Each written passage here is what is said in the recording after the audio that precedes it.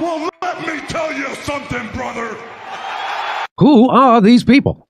Notice me, senpai. Notice me. Don't be rude. Who are these people? Loud, but I think it was. All right. I think I may be a bit loud. But there we go. Welcome. We're back. We're ready to go with this pro wrestling talk. We got a lot to talk about. Let's see here. WrestleMania review, both nights. A bunch of wrestlers. TKO fired a bunch of wrestlers today, or yesterday, in fact. About 20-something got released. Right. Ric Flair can't keep people out of his filthy mouth. Mm-hmm. I saw that clip. I think I tagged you on that clip. It's like, Yeah. I don't think Witchy's gonna be happy. Like I was not. He basically claimed that Kurt roofied him during the play to Ride for Hell. Yes. Like, so I never why heard don't we get that this one. over and done with right here? Okay. Oh, so yeah, here sure. we go. Ready? All right. Just like I said on my show, guys.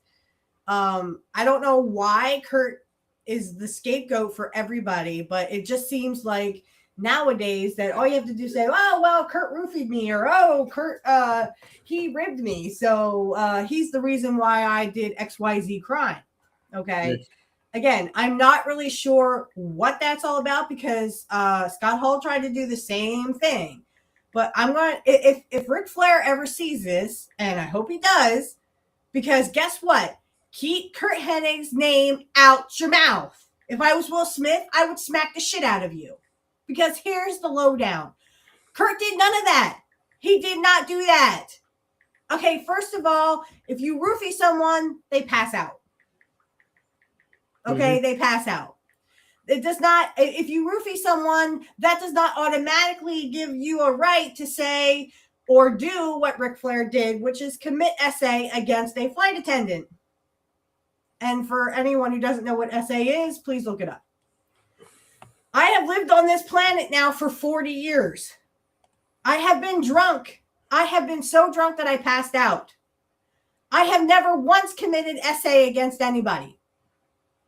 Even if someone roofied me. Hey, Golden.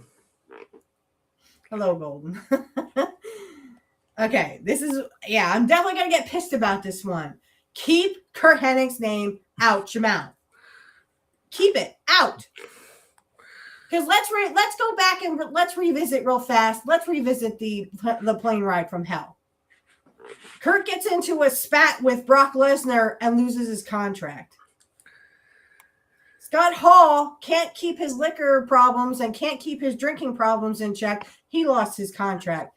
Ric Flair committed SA against a flight attendant. He's allowed to do whatever fucking hell he wants to. He even kept wrestling. He even kept his fucking goddamn contract. Kurt lost his, and he did not commit SA against anyone. He would wrestle under 6 years after that before he retired. Vince forced him to retire in 2007. I'm sure Vince McMahon had a lot to do with that, because he's the nature boy. He doesn't even know who the fuck he is. He needs an AA because he's an alcoholic.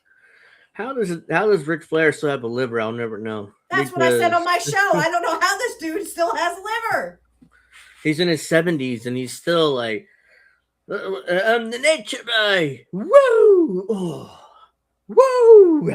He's a drunk. He's an alcoholic. He needs an intervention. None of his kids want anything to do with him. He said the 3 friends he had were Hogan, Vince, and Conrad Thompson. And the only reason why Conrad Thompson has anything to do with him is because he married his eldest daughter and had a kid with her. Well, shit, any fucking idiot can do that. Yeah, so Conrad Thompson is his son-in-law. That's why, because or else.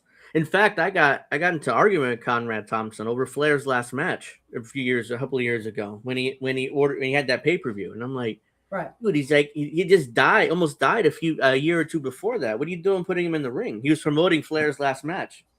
He's like, well, that's what he wants. I'm like, who cares?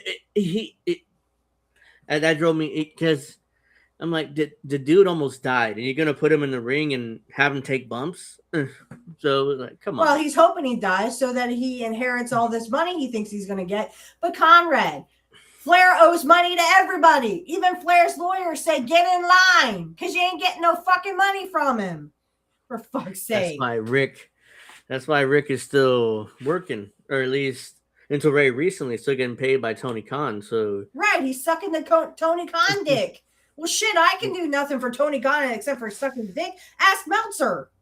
His final match in wrestling was him. It was Ric Flair and Andrade, because Andrade at the time was dating Charlotte. Now they're not dating anymore. Right. Versus they're not even married. Yeah, versus Jarrett and somebody else. Jeff Jarrett and who was his partner? Agnes. I think it was Nick Aldis. Or no, it wasn't. Was it Nick Aldis? No, it was. It was Jeff Jarrett and somebody else, some heels, another heel, but I forget his name. Hold on. Dre? No, not Dre. Something like that. Yeah. I think he was black. Wasn't he black?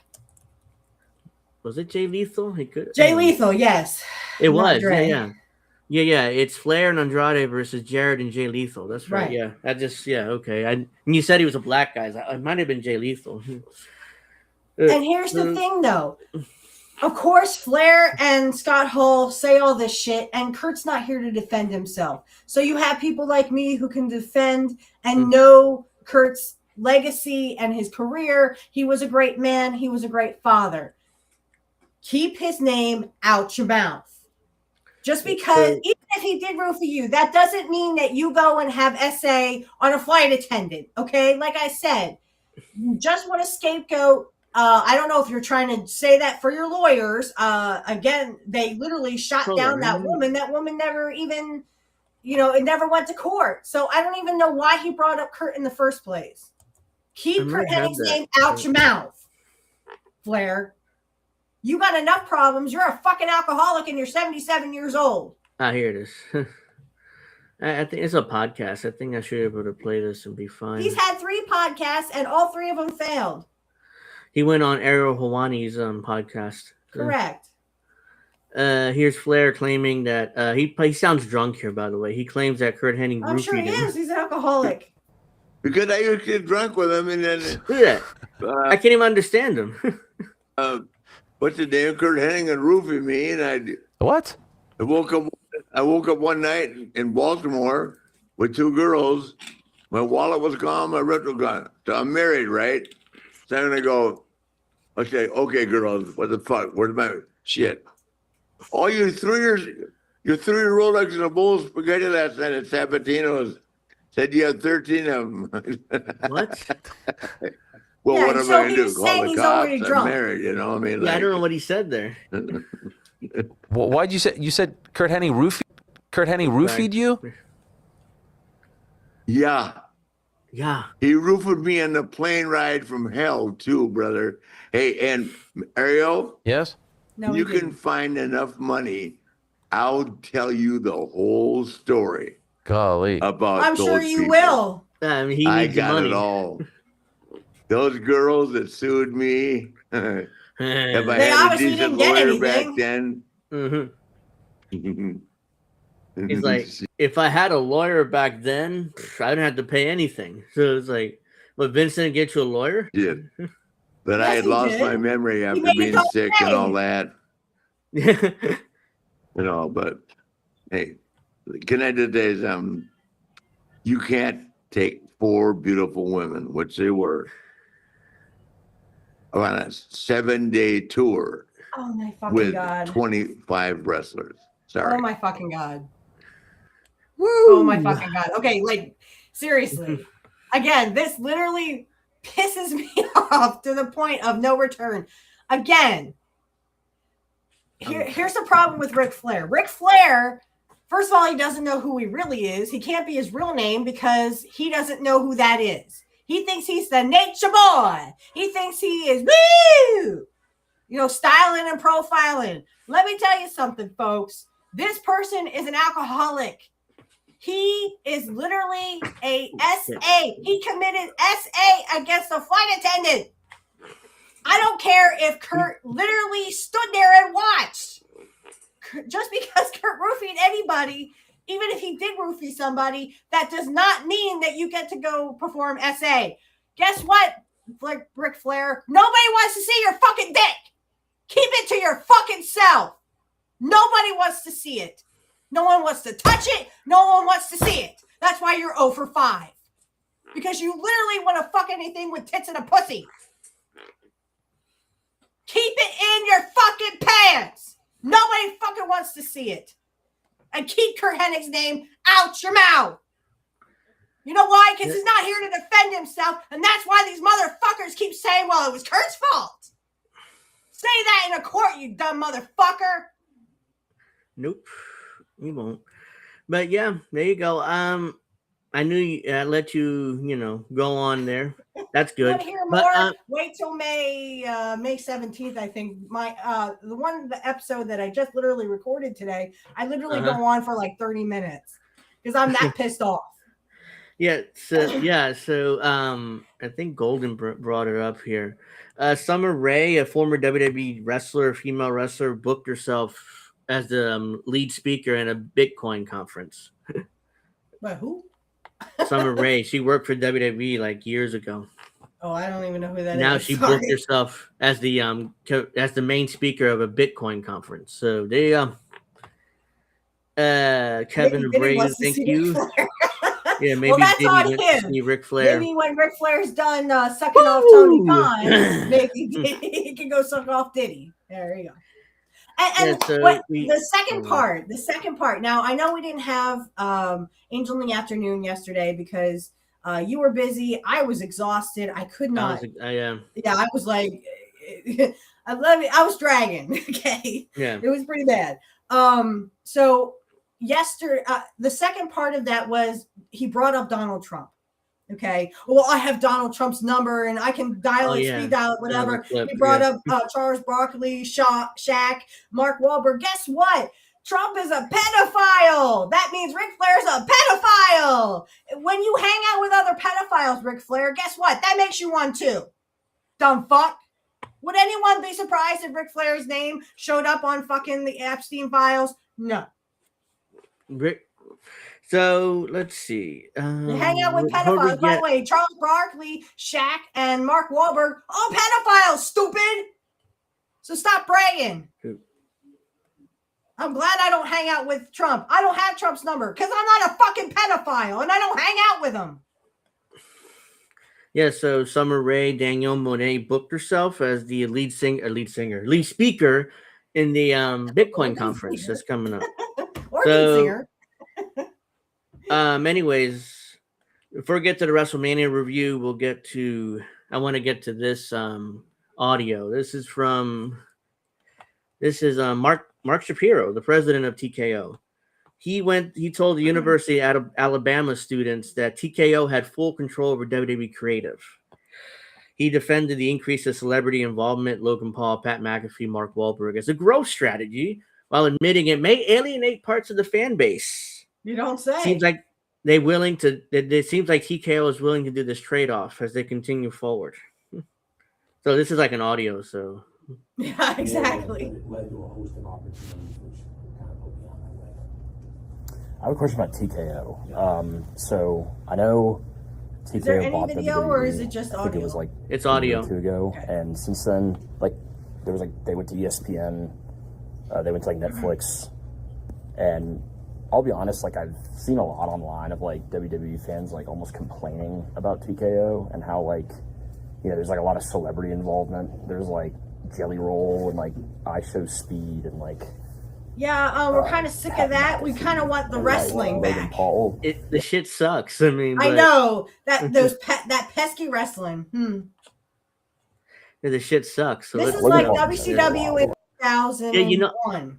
I was gonna bring that up. You stole that right from me. It's from I'm WCW sorry. 2000 or 2001. It's all right. I mean, we both think the same, so I'm not surprised Yeah, you said this it. is like making David Arquette the fucking champion. Well, any fucking one can do it. Oh God! I mean, if they make us one of these streamers WWE champion, I'm done. It's like, look, we're gonna have to do something else. Maybe we'll talk about old wrestling on this show from now on. But Yeah, I'm honestly done. If they make us one of these celebrities WWE champion or world champion, I'm done. At that point, I can't. It's like I'm checking out. So let's see. Let's continue more of this. I'm actually just genuinely curious because people are saying like, oh, like TKO. You're right, Kevin. Is ever since they bought WWE, like the product has like almost become more focused on, on rich people, moments, rich pedophiles. I don't want to say like money grabs, but like there is more focus on like getting it, like making as much money as possible. Like I guess I'm curious, like how much involvement does TKO like really have? They literally criticize Vince McMahon for catering to families. Creative control and like decisions like that. Because like, how dare you, Vince McMahon, let poor people in here? Vince McMahon didn't maximize revenue because he focused too much on the families and getting people in the building. He needed to maximize revenue more. I'm like, yeah, because he understood that he had to get people in the building in order for him to buy merch in order to make money. Like they don't understand the wrestling business at all. They're corporate executives. They don't understand what wrestling is or how to make money in wrestling. All they think is profit, profit, profit, and all they see are dollar signs in their head. It's short-term profits, and they don't care about the actual health of WWE or the future. Yeah. So this is why I said it I think 2 weeks ago on the show. They're gonna sell WWE in like a year and a half or 2 years. Yeah. And they're gonna sell it back to Vince. If he's still alive, they're gonna sell it back to Vince. He's gonna buy it back from them. And then Pepe Le Pew is what I call him. So my prediction is within 18 months to 24 months, TKO will sell back to Vince at some point. Because they have no idea what they're dealing with. Because they're Mark Shapiro is already complaining about the fan base. So it's like, yeah, I've just seen that a lot online recently. So I'll kind of walk you through that. First of all, it has complete control. So we're responsible. Good or bad. We're responsible for creative. Well, that proves it wasn't Triple H then. Yeah, that's the thing. Everybody's mad at Triple H, but ultimately he's an employee at TKO. Like he has no power. I mean, he's too busy sucking up to Donald Trump, a pedophile, and Linda McMahon, his mother-in-law. And I would think a Washington run. It sounds like he wants to be in Washington because he literally is kissing the ass of Donald Trump right now. That's what I said. Ask Triple H about Trump's number. Yeah, I think Triple H is a pedophile if he hangs around them. Kevin says he's still watching no matter what. No, I mean, I'm telling you, if they put the title on some celebrity, then I'm done. Yeah. Yeah, no, I don't watch it now. I don't watch Raw or SmackDown. I only watch the pay-per-views. That's it. Yeah, if they oops. Here we are. You see my beautiful face. Yeah. Okay. So I'm telling you, if they make a celebrity WWE champion, like I'm done. Like they did with David Arquette, WCW, then we would know something's going on. Either someone's going to take over, or you like the whole ass. Ew. Evil mustache. Okay, I'm grossed out right now. Because it was a private company for so many years, so they didn't put out like their financial results, if you will. Nobody knew. Why would they? Successful and the brand was strong and it had a legion of fans, but they didn't really know how the business worked. And the fans kept them going. Then Vince went public with WWE, and then what the fuck? TKO was formed with UFC and WWE coming together. So those two companies came together and launched. Yeah, but UFC is real fighting. WWE is not. Yeah, I mean they don't. I think they're already losing interest in WWE, just trying to squeeze as much short-term profit as they can before they sell it. Right. And look, they got boxing, they got UFC, they got the bull riding thing they own too. And then WWE doesn't fit. It's like it's like the unwanted stepchild basically. And we're kind of stuck. See, that's the thing is, It was the fans who kept you going, depending on the house shows. Now they Like, don't even have house shows because No, they don't give a fuck about the fans. They don't have to live off the fans. But back in the territory days, I'm not that fucking old, guys. But I mean, back in the territory days, depending on how many fans you had in the arena, that's how you got paid, dude. That's how it all works. So it motivated you to cut those promos and to get people in the houses, to draw a house. Dusty could talk you into the building. Now it's like they're prepaid the money from Netflix, ESPN. They don't USA. need the fans. Well, that's fine. Yeah. Then go fuck yourself, and then fans will stop watching. And So then they when already you want to get- know where all your profits went, that's where it went, from Saudi Arabia. Yeah, they get all that revenue already. That money they make from the media rights deals they signed. So that tells me that, and they got $200 million to go to Saudi Arabia next year for WrestleMania. So it's like, but there's a big major war in the Middle East. You're gonna expect these guys to fly out to Saudi Arabia, spend a week out there? Yeah, What if they because you get do bombed? whatever the corporation tells you, or you don't get paid. Nick Khan, the president of WWE, was like, "Oh yeah, we're going to Saudi Arabia next year. No doubt about it. We're still going. I mean, they don't want to give that money back, so it's like, oh yeah, we're still going." I think they expect the war to be over by then. But what if it isn't? What if Trump bungles this and the war continues? So it's like they think Trump's going to end the war before next year, but we'll see. I don't think so. I think hopefully I'm wrong, but I think this is going to be a long-term war out there because Trump is not going to want to give up. And the Iranians aren't going to give up. So, well, not only that, but I mean, the fact that, they don't give a fuck about these WWE talents. You said it so yourself on X, and very eloquently, I might add, Angel, that they don't give a fuck about the talent. You either show up and get your paycheck or go fuck off. Go to AEW and kill yourself. TKO bought WWE, so TKO do whatever they want. Yes, that's what I'm saying. They don't give a fuck. They don't give two fucks. They can do whatever they want with it. So problem is, though, they're going to alienate a big part of their fan base, and if they do, they're going to lose money. If they lose money, they're going to lose interest in WWE. So they're going to then buy it back, and Vince is going to do what he wants to do with it. I'm hoping it would be to get more people back in and bring the house shows back. No, that was your bread and butter for many, many years. The first thing Vince would do is bring back the live events. Yeah, like because here's a lot of the a lot of the talent suck. I mean, they don't wrestle well because they don't have that daily practice in the ring. Instead, they work once, maybe twice a week. So they work Raw and SmackDown pay-per-views, 3 days a week? And that's when it's a pay-per-view. So it's like they're out of practice, so they're hurting each other. There's a locker room full of injuries. That's why WrestleMania is kind of fucked, because they didn't have Braun Breaker, they didn't have Bronson Reed, they didn't have Kevin Owens, they didn't have who else? So many guys got hurt that I don't even remember who they are. Bianca Belair's been gone for 2 years. Now she's pregnant, so she's been gone another year. I can't even think of how many were hurt. That's how many are hurt. So you get the point. Mark Shapiro's an asshole, corporate, So well, and I think you're thinking Braun Breaker was hurt. He just came back. Bronson Reed is hurt. Don't know when he'll be back. They just let go of 22 people, I think. They don't give a fuck about the talent. Whoever shows up, that's who gets the paycheck. Whoever does it, go fuck yourself. Go to AEW if you want to, wrestle. Again, this is a corporation. This is how a corporation would run WWE. This is not Vince McMahon. This is not how Vince McMahon would run WWE. We've seen that. So this is how a corporation is run. They don't give a fuck about the fans. They don't give a fuck about the workers. They only care about their own power and their own profits. Mm-hmm. And that's why. So we got over 20 releases all at once yesterday. And I'm like, holy, I know Vince used to do WrestleMania cuts, but they weren't like this bad. It didn't cut like 30 people at once. There were a few here and there, but it didn't cut like. Well, why at 6?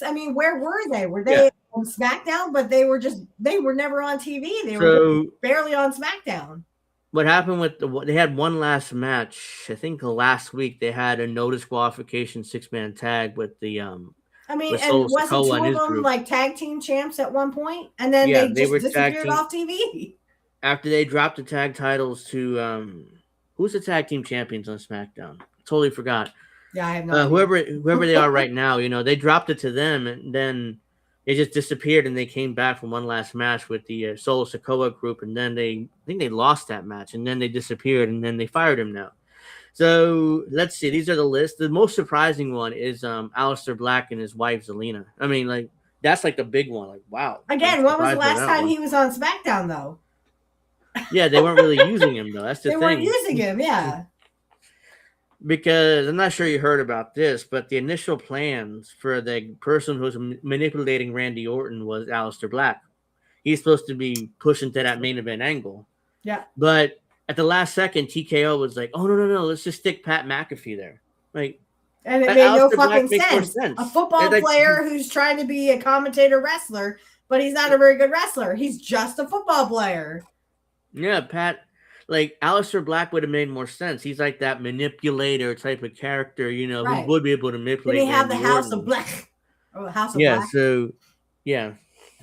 So most likely Aleister Black and his wife probably end up in AEW because Tony couldn't. I guarantee you, Aleister Black would get hired back to AEW because he loved Malachi Black. He was Malachi Black in AEW. Mm-hmm. So and the House of Black. Mm-hmm. They'll probably reform the House of Black. They'll be with his wife. Don't be surprised, And let's see. Kairi Sane was also fired. The Motor City Machine Guns are both gone. Santos Escobar, Apollo Crews. I mean, he's been in catering for like years. I don't know how he has been fired until now. I don't even know who that is. Yeah, he's a bald black guy. They never use him. He's been in catering for years. Uncle Howdy, Nikki Cross, Dexter Loomis, Eric Rowan, Dio Gacy, the Wyatts are gone. Zoe Stark, Alba Fire, Andre Chase, and Dante Chen are gone. Those are all NXT talents. They end there. Developmental departures include Luca Crucifino. These are all NXT people. Serena Leeton, Malik Blade, Trill London, Tyra May Steele, Chris Island, Tyreek Igwe, and that sound like porn stars. Yeah, on Jim Cornette, they actually had that. Is it an NXT name or is it a porn star? And he has to guess if it's a porn star or an NXT name. Yeah, some of these names are like, they're like, so, yeah, those are all the wrestlers that were fired yesterday. Not surprised by any of them except for Aleister Black. I thought they would use him better. Triple H didn't even use him really in this run.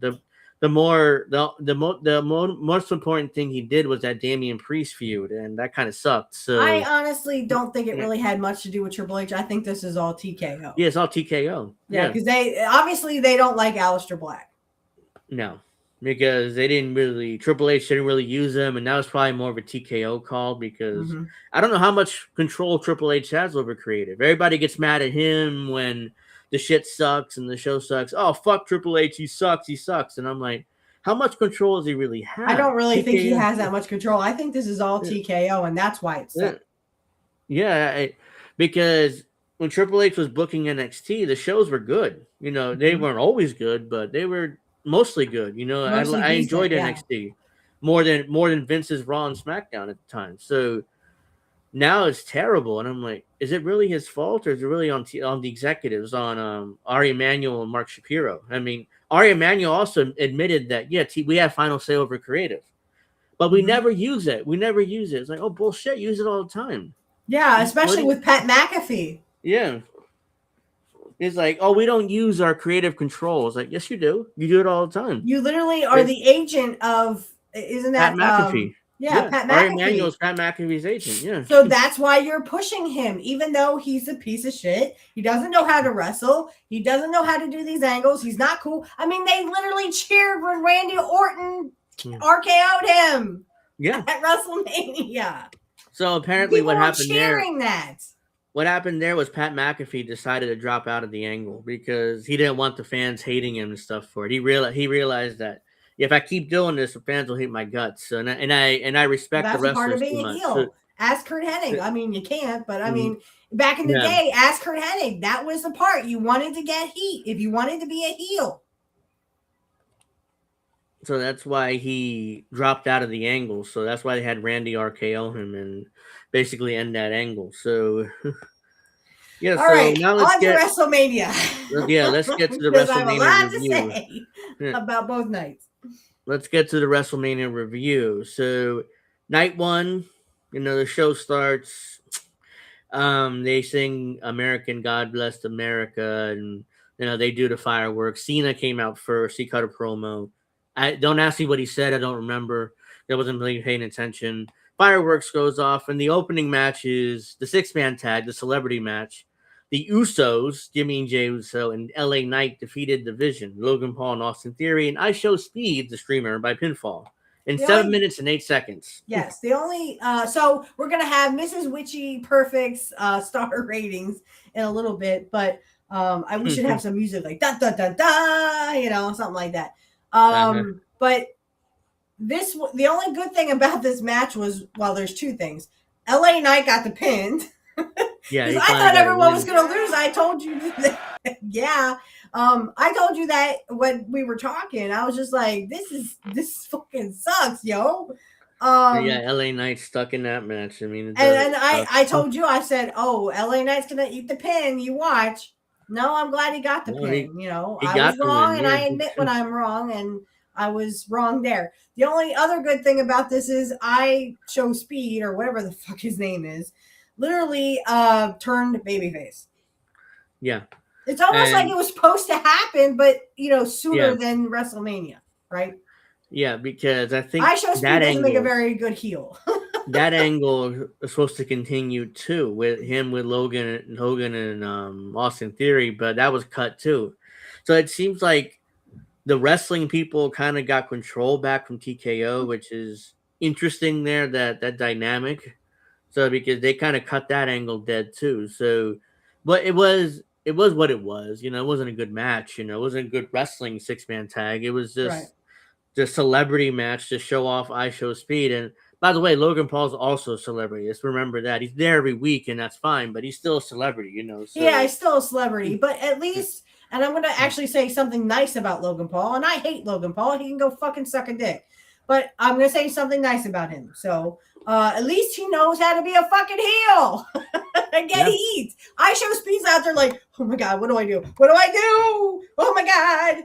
I mean, he looked like a scared child hiding behind his mother's skirt. I mean, come on. Exactly. He's not fat, but that's how it's funny. So but I give this match 1 star. And it wasn't 1 star because LA Knight got the pin and didn't lose this time. I agree with that. I mean, it was not a good match. It was just, and it's not even a good opener. That's the thing. If they would have opened with like a hot match, with 2 guys, going at it and doing moves, and that would been fun. I don't know. Pick one. I mean, not Oba. Obviously, not Oba and Brock Lesnar. By the way, we'll get to that match though. And I was so happy. they opened night 2 with that. They opened night 2 with that match. And who's gonna follow that other than I told you, other than Punk and Reigns, right? Yeah, I mean that match probably in a normal pay-per-view, and that match probably would have gone on last, but because it was WrestleMania, they just opened with it. But yeah, I don't know. I mean, night 1 was kind of bad. Maybe you open with Liv Morgan and Stephanie McCoy for the women's title, but there's no match here I could see. It's an obvious open. Right, because, I mean, the Liv Morgan and... Well, I see the Liv Morgan and Stephanie Valkyrie match. Steph was doing good. Okay. Yeah, she was doing good. Liv Morgan was all over the place. I didn't even know what the fuck was going on. I was just like, whoa, what the fuck? And they only gave that match 6 minutes, but we'll get to that a little bit later. But but this match 1 star because the only thing I liked about it was LA Knight got the pin, and I Show Speed is not like flapping in the wind. He doesn't know how to be a heel. He knows how to be a babyface. So he's a beloved streamer. Nobody really hates this guy. So all of a sudden he's supposed to be a heel. Like, nah, that made no sense. All right, so the next match was the unsanctioned match between Jacob Fatu and Drew McIntyre. They should have started with that. They should have started with that. That probably would have been a better opener than what we got here. The second match is usually where is a dead spot because fans lose interest. But here's the thing: nobody cared about the first match, so that's kind of why it was fine. This second match.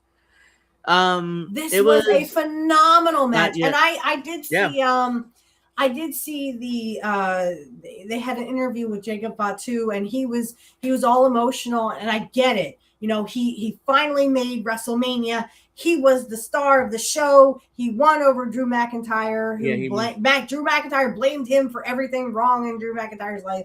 And you know, he finally got that win back. I think that's very important in his life. He thought it was important, and I kudos to him. I give this match 2.5 stars because it lacked that certain je ne sais quoi. But I love Jacob Fatu and I love Drew McIntyre. I just think that one, they're not pushing either man as they should be. Jacob Fatu is a beast. Treat him like that. You know, take him to new heights like Obafemi. You know, push him like Obafemi, but you know, get him into that championship scene. You know what I'm saying? And yes, Jacob Fatu should be very proud of what he did and where he's going. Well, not where he's going, but that he was a part of WrestleMania as he should be, and he should be very proud of himself. And I cried with him during that interview. You know, he said exactly what he did. He went out there and did his wife and kids justice. Now he has 6 kids, by the way. Yeah, and that's good. You know, that's okay. He spent time in prison too, which was, you know, part of his gimmick initially when he first came in. And Jim Cornette said as much. They said if they had, you know, instead of turning him into like this little weak baby face, because no fan wants to boo him at this point. No. They should have gone with the angle of, he was in prison, show him the mugshot, and then he's reformed, and you know, now he's a good, you know, he's rehabilitated himself. And I agree, they should have gone with that angle. They just kind of left him and McIntyre flapping in the wind, pushed him back down the card. You know, they were going for title bouts. Drew McIntyre was the champion there for a little while, and then they pushed him right back down the card. Cody beat him on a random episode of SmackDown, like literally. So, all right, Darth Magoo says Night One was pretty forgettable. Not much wrestling at WrestleMania. No, there was not much wrestling at WrestleMania. Night 2 was better, but there's still not much wrestling at WrestleMania this year. So, and I had to watch WrestleMania 5 and 6 and part of 7 to get the taste out of my mouth with Night 1. And we thought Vince was bad with lack of wrestling, but it's much worse under TKO. So. All right, I like that Jacob Fatu McIntyre match. The next match was the women's tag title match. Holy shit, this was bad. And you called it Paige. I didn't even know who the fuck Paige was. Okay, I don't know who this chick is, but you were right that when they come back, whenever these people come back, they get the title.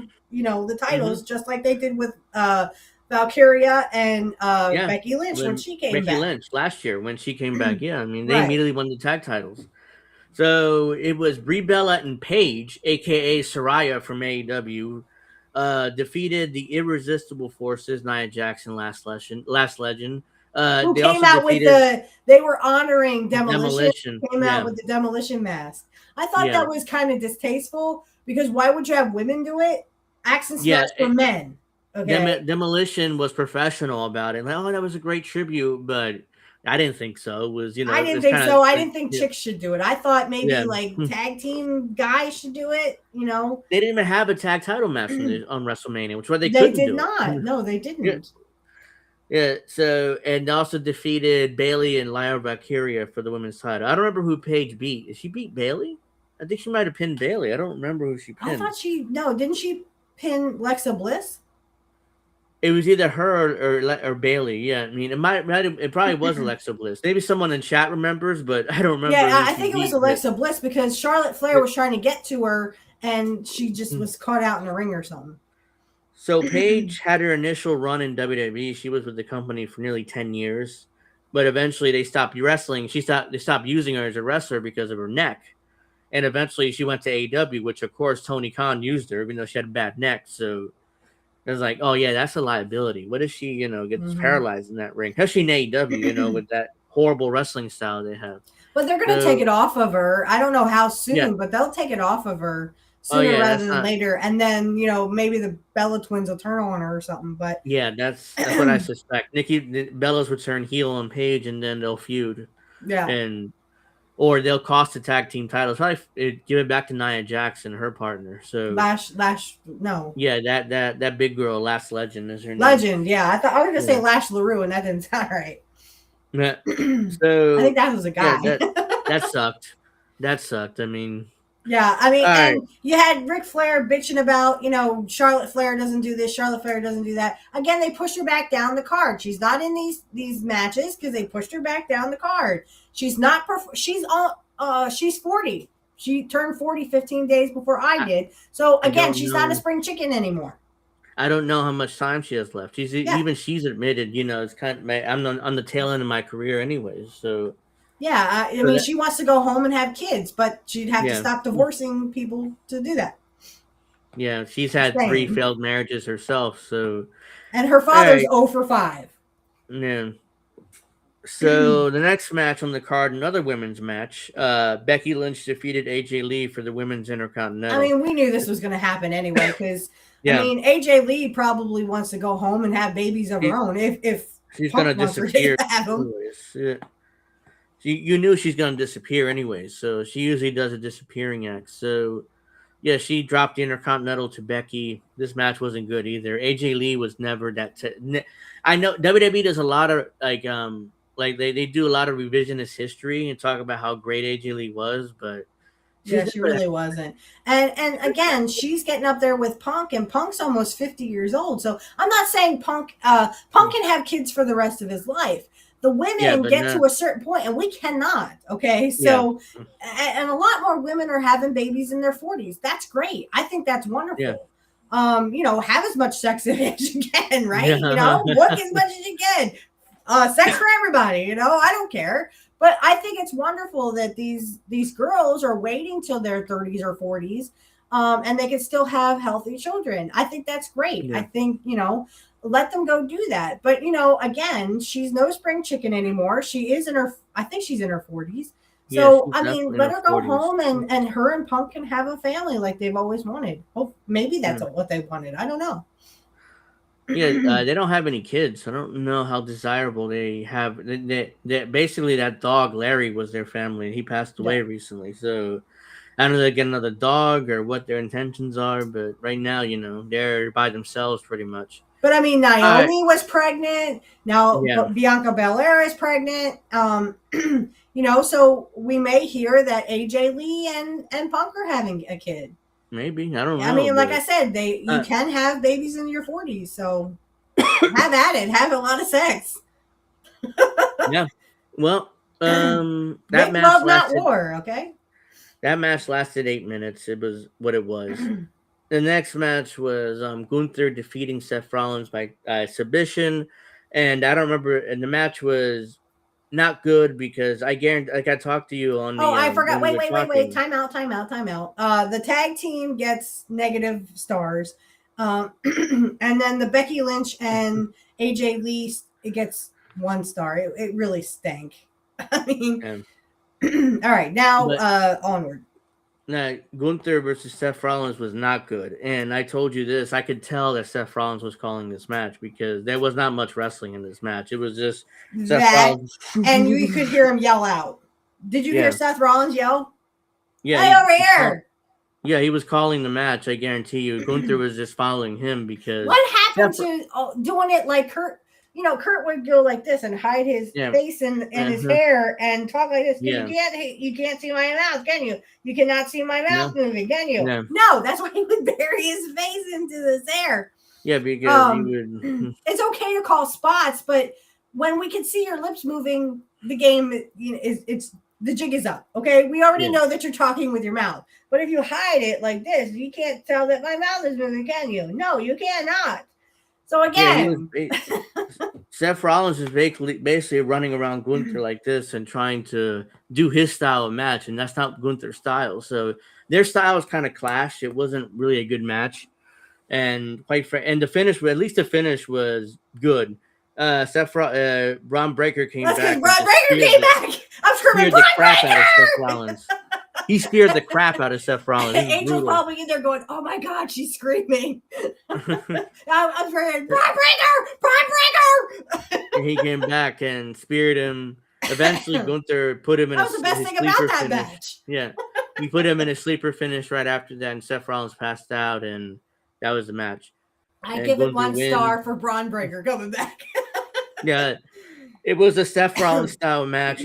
Gunther doesn't work that style. They kind of clash. It wasn't good.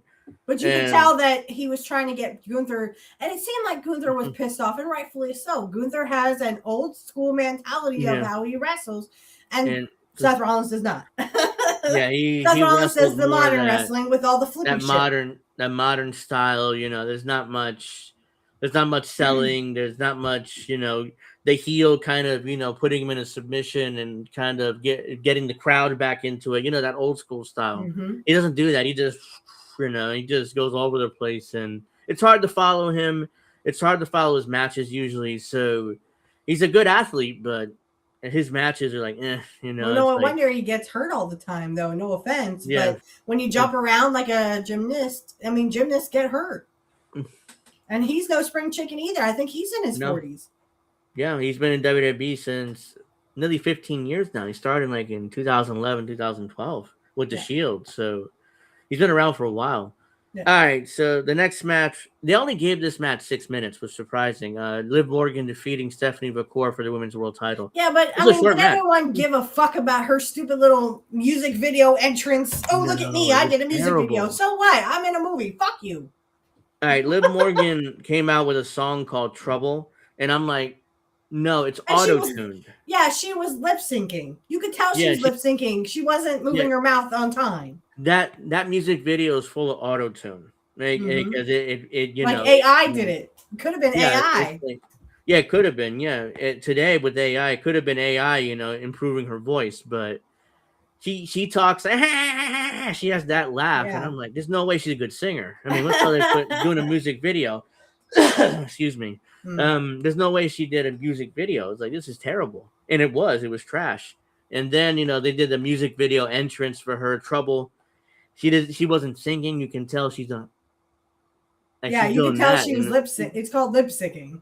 Yeah, it's brutal. She was lip syncing. This match again, it wasn't good. I mean, they had to have Judgment Day in there. It wasn't good. Raquel and Roxanne Perez. You could even still see the bump on her head, but I don't think Stephanie tried it. I think maybe she just got a little excited and kind of pushed. And I don't think, and Roxanne Perez, I don't think she, behind you, I don't think I just don't think Liv was ready, and she kind of just boink, but you can still Roxanne see the bruise on her head. Right before Stephanie shoved Liv, she looked down, because if she looked this way, she can see her. So that's why they tried. The idea was look down, so you don't see her. Right. But the problem is you couldn't warn Liv. It was like, hey, look, she's coming. Let's brace. Nope. Instead, she shoved her, boink. You can hear the crack of skulls. That was brutal. Yeah. Then on top of that, not Roxanne, the other girl, Stephanie picked her up and threw her in the TV, which head first. So that's another concussion. I'm surprised they worked that match, because WWE in their concussion protocol take it seriously these days. So apparently not so much. But I give this match 1 star only because Stephanie looked like she was ready to do something, but I think she was nervous because I think isn't this Stephanie's first WrestleMania? Yeah, it's her first WrestleMania. Yeah, and you get those jitters in you. I go back to WrestleMania 5 when it was Kurt's first WrestleMania, and he seemed a little off base, but I think he was nervous. The butterflies start getting in your stomach, and you're more worried about, oh God, I hope I entertain the fans, and you may forget a spot or two, I didn't like Liv Morgan's wrestling at all. I thought it was cheesy as all shit, and I think they made the wrong decision to take the belt off of Stephanie. Though I agree that she doesn't really have any talent to back her up, but making Liv Morgan the champion again.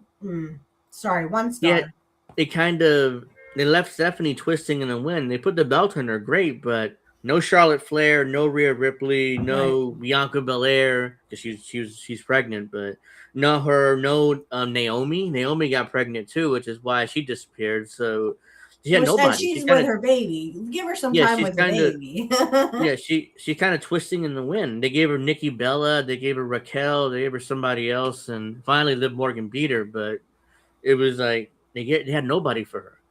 So it's like usually when you put the belt on a baby face, you have 2 or 3 heels ready. As okay, these 3 heels going to work with the champion, and be good and have good matches. So they put her over, but no, they had nobody. They kind of were just winging it.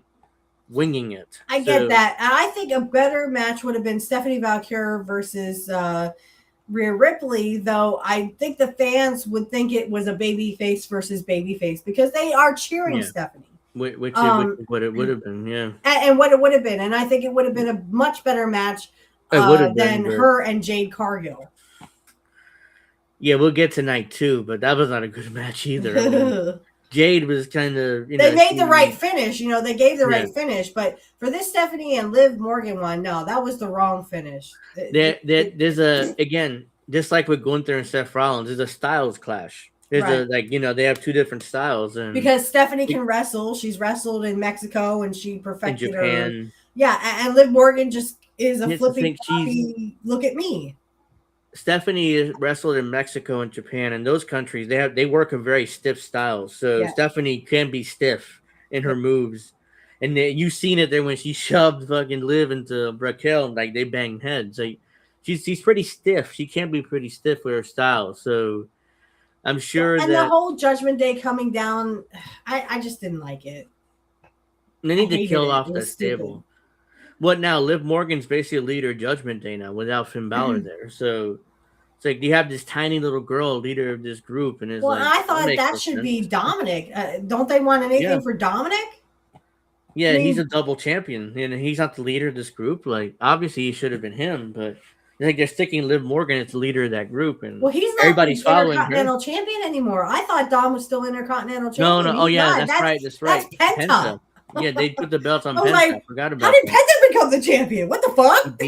I think he beat Dominic at at the other one of the pay-per-views before that. So I forgot about that. All right, so the next match we got the main event: Cody Rhodes defeating Randy Orton by pinfall in 22 minutes. It was better than most of it, but I mean the whole Pat McAfee, and then they had Jelly Roll put him through a table. Oh, come on, guys! Once they got rid of Jelly Roll and Pat McAfee, the match was good. It's probably the best match in the night by far. Right. So because we had 2 legends here, we had 2, one second generation, 1 third generation actually wrestling as the goddess intended, right? And you would it would be as if their fathers were wrestling each other, right? Dusty and Bob Orton Jr. Okay. So unfortunately I have to give this 2 stars.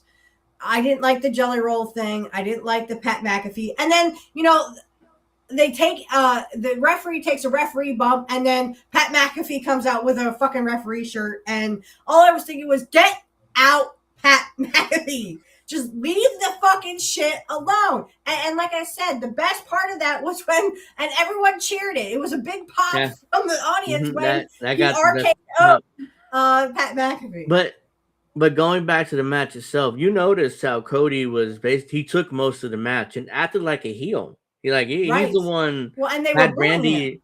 He was acting like a heel. He's the one beating on Brandy and getting heat on him. It's like, wait, he's working as a heel, which is interesting. They would book the match that way. That's why I think they're trying to maybe hint at a heel turn, maybe later.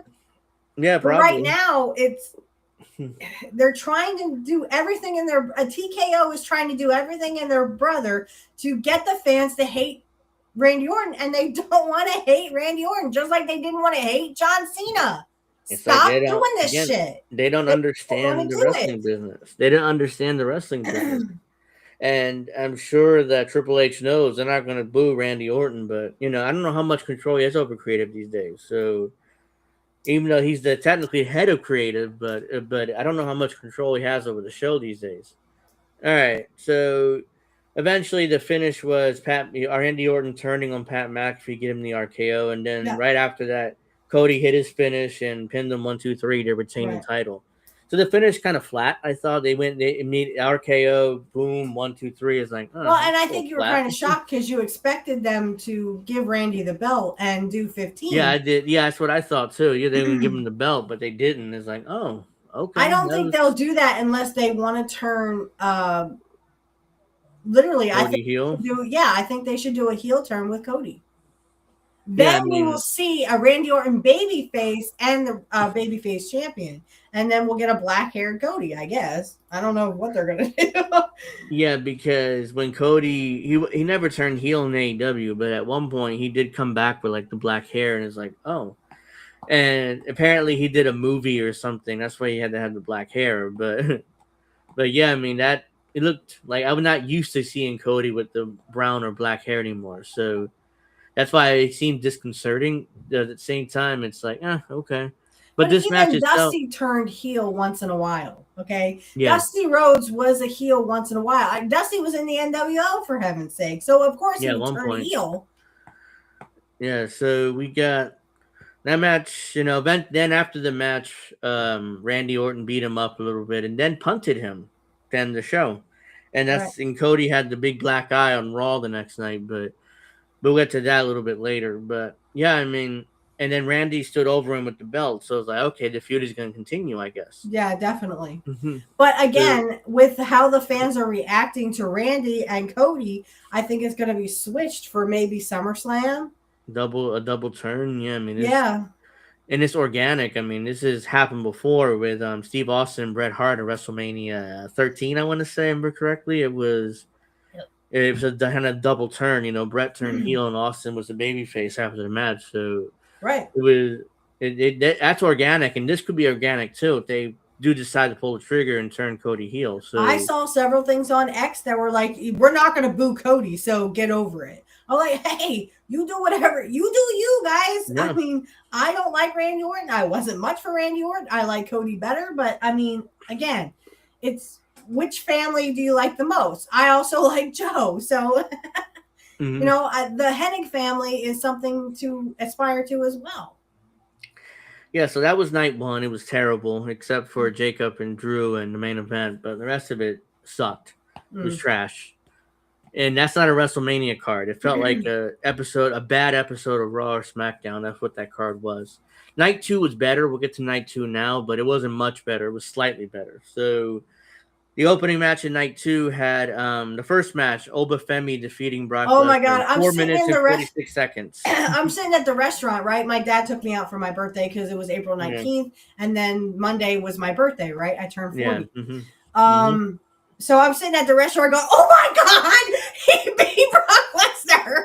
My dad's like, what are you talking about? I'm like, he made Brock Lesnar look like a bitch. Yeah, Brock, he beat him in less than 5 minutes. So oh my God. Oba took most of the match. Brock at one point hit the F5. He popped right back up and no-sold it. Yeah, I mean, he no-sold that. I was like, ooh, he no-sold that. Ooh.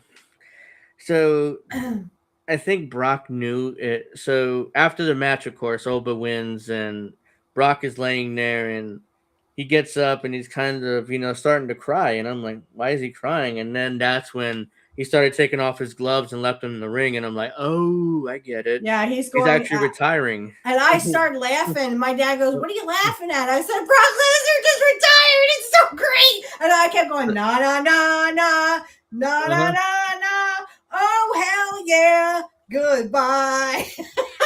So I'm sorry, guys. I don't like Brock Lesnar. I never did. After the match, he started taking off he took off his boots, left his boots in the ring. That's the wrestler's signal that he's retiring usually. Right. So eventually him and Paul Heyman had a moment. They hugged and both of them were crying, and the fans were kind of like, thank you, Lesnar. Thank you, I was Lesnar. like, bye-bye. And I'm like, okay, this is the same guy who appeared on the Janelle Grant lawsuit. He's not being sued, but he's named in that lawsuit as doing having some fucked up fetishes at least. So yes. It's like, so yeah, but yeah, whatever. I don't really care about that. He's not named. He just, he has weird fetishes. So, but yeah, the fans don't care. Like they all chanted thank you, Lesnar, and he kind of went off into the sunset, like goodbye. So apparently what's supposed to happen was Brock and Oba supposed to have a longer feud. and Brock was like, and eventually be retired by Gunther because he's a career killer, blah blah. And Brock's like, yeah, fuck that, I'm retiring now, and I'm going home. Shit. Yeah, go back So to he kinda- Saskatchewan or whatever the fuck. Yeah, he retired spontaneously. It wasn't even supposed to really happen, but allegedly. But he gave Yeah, Oba that. Yeah, respect. he did business, and he did business great because he put over Oba Femi like $1 million. Oh my god! he's the next star, you know. He's the like next a big man. bitch. He acted like he literally made Brock Lesnar his bitch. It was wonderful. I like Brock Lesnar even before this Janelle Grant stuff. I never fell in love with the Beast. Never liked Brock Lesnar. So that was that. Oba Femi put over like $1 million. I have ideas on how to use Oba Femi the rest of the year, but we'll get to that a little bit later. Beast squash masses. Yeah. The new Beast is Oba Femi, baby. The next match was Oba. The next match was the 6-man for the Intercontinental ladder match. Oh God. By the way, the Brock Lesnar, I give it 3 stars for Oba Femi, making Brock Lesnar look like a bitch. Even though it was a squash match, basically a squash match, but it was a good one. But they did the same thing to John Cena. They had Brock Lesnar come out and make Cena look like a bitch. Now it's Brock's turn. Yeah. He his first match back, he squashed John Cena like in 2 minutes. Like, oh, right. Okay, so that's hey, what goes around comes around, Brock Lesnar. Now you look like a bitch. Yeah, it's a 6-pack ladder match. Thank you, Oba. Thank you. This match was not a match. It was just a bunch of spots. You know, they're all spot monkeys in this match. It was just not hard good to watch it. And I paid very little attention to it at the restaurant. Yeah, it was like, oh, whoa, that's brutal. Oh, that's all it was. You know, it wasn't really supposed to be a match. It was supposed to be more like brutality. And that's why I was like, Dad, I don't remember. I said to my dad, Dad, I don't remember Penta having the belt. He goes, who's Penta? AWA or AWA. AEW. Hey, trust me, he would learn how to wrestle in AWA. AEW guy. I don't think Burns would take one look at him, you know. He wouldn't take one look at him. So, yeah, I mean, this was just a spot monkey match. I don't know why Rusev was in here because it's not his style. It's more like a heavyweight. Was in it either.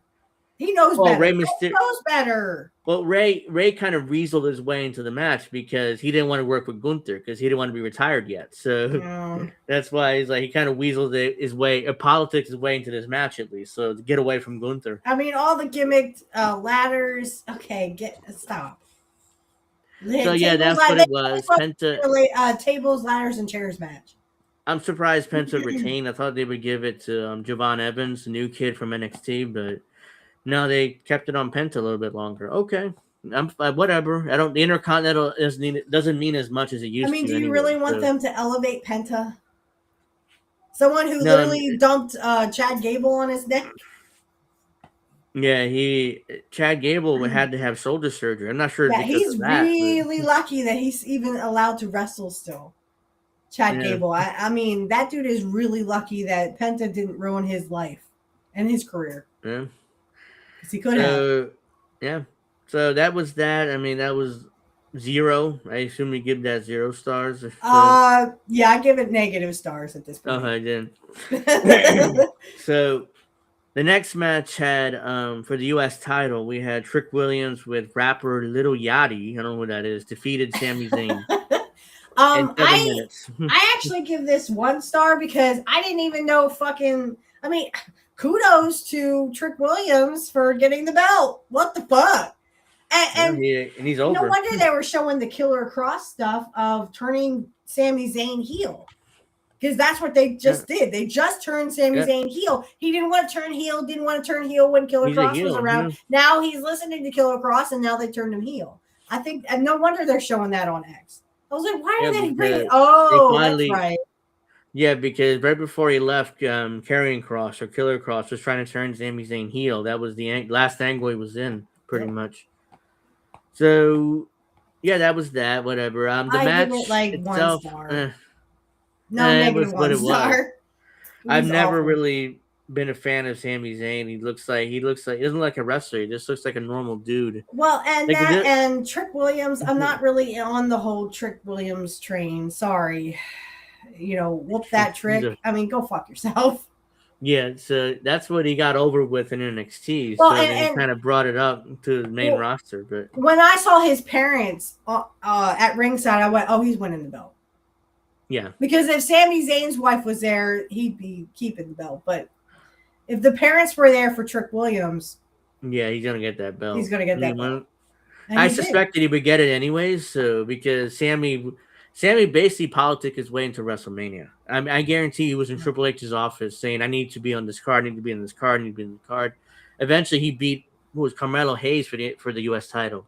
And Yeah, something about he screwed Carmelo Hayes or something. Yeah, he politicked his way into that match instead of it should have been Carmelo Hayes versus Trick Williams. They have history in NXT. They already have the rivalry, but nope, Sammy had to weasel his way into that match, which is why the fans turned him heel. They're booing him out of the building now. So right. Yeah, they can't outstand him. Yeah. And rightfully so. Tell him to go fuck himself. Yeah, so the next match was the street fight between Finn Balor, who's in his demon gimmick, to beat Dominic Mysterio in a street fight. I think this is when I came back, and didn't I tell you, I'm just like, what the fuck is a demon? I said, isn't that Finn Balor? Yeah, that's what Finn Balor that's his demon thing. I went, yeah, that's his alter ego. He puts on a bunch of face paint and paint over his body. Now he's a demon. He can't be beat, pretty much. He's invulnerable to pain and stuff. The last time he did the demon thing was 3 years ago, and he got beat by Roman Reigns because he had that 3.5-year title run at that point. So Roman Reigns beat him after. That's the first time they beat Roman Reigns. Yeah, he's not better than Roman Reigns, but they wouldn't put him over as a demon and become the champion. But it's like, yeah, Roman's not dropping that belt. And my mom was like, yes, he is. No, demon's never been beat. It's like they'll find some way to have Roman pin him. That's exactly what happened. And so it's like, was Roman? I guess the bloodline came out and interfered, right? Bloodline interfered. Kicked Finn Balor out. I guess Dominic kicked him out of the Judgment Day. So now he went to his alter ego, and now he got revenge on by Dom. beating him. But it wasn't for the. Never mind. I keep thinking Dominic's the Intercontinental Champion. He's not. So that's why it wasn't for a belt. Yeah. So this didn't really make any sense to me. So I gave it 1 star because it didn't make a street fight. Why I'm sitting there going, what the hell is the demon thing? It was a street fight. Was what it was. Just go back to being Finn Balor, okay? That's more believable. So we had 2 no DQ matches, the ladder match and the street fight. We had, I think, 1 no DQ match in the first night, the unsanctioned. Lazy booking. There's 3 no DQ matches so far at WrestleMania. All right, so the next match was a singles match for the women's title. Rhea Ripley defeating Jade Cargill in 10 minutes. I think they got this right because I don't like Jade Cargill. I don't. What did I tell you? She looks like a trans woman. Yeah. She looks doesn't look like a woman. She kind of looks like a man. She looks like a man dressed as a woman. Yeah. And then she comes. What the hell was that? She got her robe when she came out. It looked kind of ridiculous too. Whatever that was. Like I went. What the fuck? Is she getting married or is she wrestling? Which is it? Yeah, it was not a good. Rhea Ripley basically had to work around Jade Cargill and kind of carry her for this, make it a decent match. It wasn't even good. It was like, it was decent. Well, and they had kind of like, I guess in AEW, they kind of had the baddies around Jade Cargill. So they kind of brought that back a little bit lazily. Brought that back a little bit. And then, Io Sky comes out and I'm like, oh, great. We'll make this even worse. She comes out and beats up Jade Cargill's lackeys, Michin and the other girl, the black girl, I forget her name. She beats him up by herself, by the way, and then they go to the finish, and Rhea Ripley beats her 1, 2, 3. It's kind of Kairi Sane wasn't she with the Empress? Yeah, with Asuka. Oh, she got fired too, by the way. Oh, Asuka. I was gonna say if they got rid of Kairi Sane, why didn't they get rid of Asuka? No, they weren't even using Asuka. I guess the whole Io Sky and Asuka thing just went right out the door.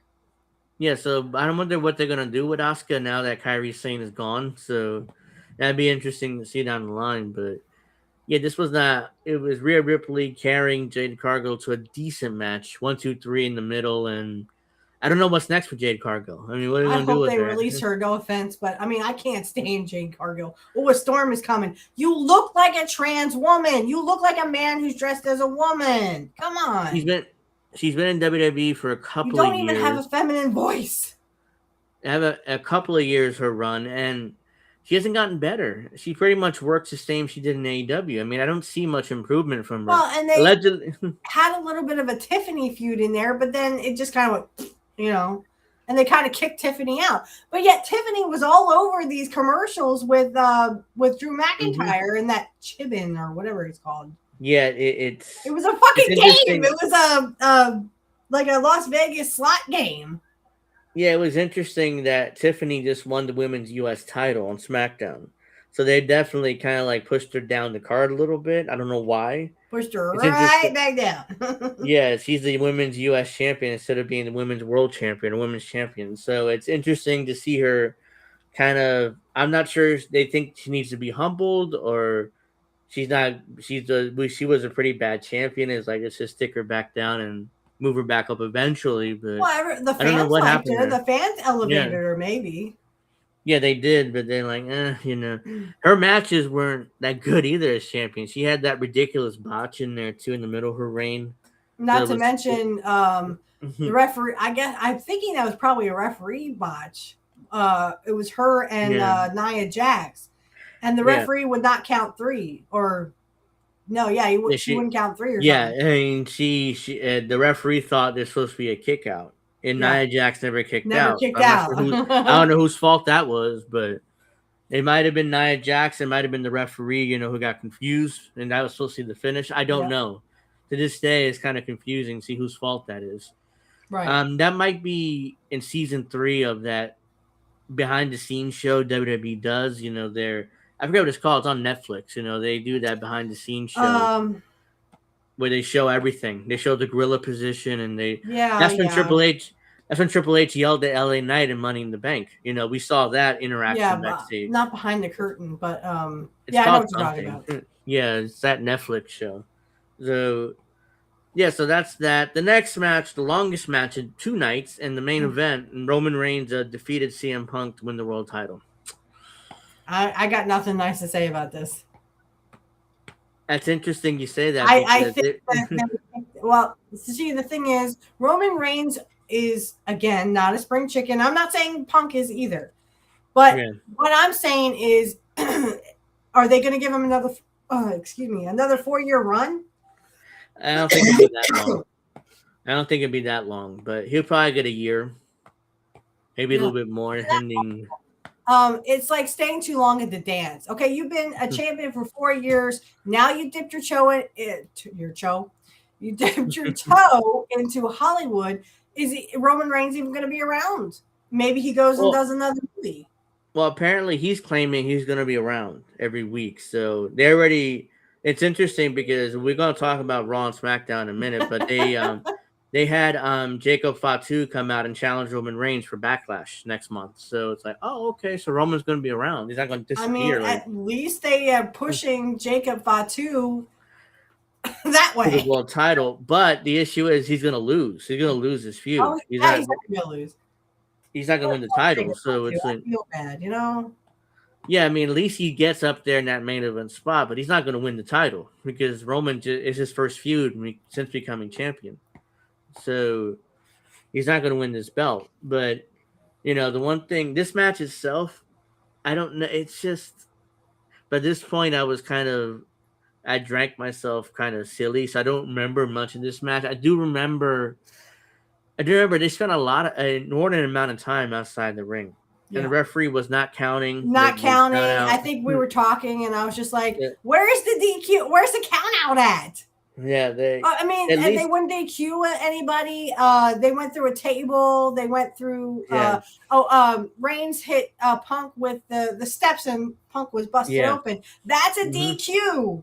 You cannot make this a regular championship match and say, oh well, it's no DQ.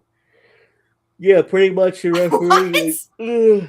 They did the commentator's excuse. I think Michael Cole said this. Oh well, referee's discretion. Like, but no, I mean it's the Okay, but rule. again, then you can't make this a real championship match, or at least say it's a championship match, but no DQ, so they can get away with whatever they want. It's better just to make it no DQ because the Punk and Reigns feud was kind of hot. They were cutting promos on each other brutally, so a no DQ match would have made sense here.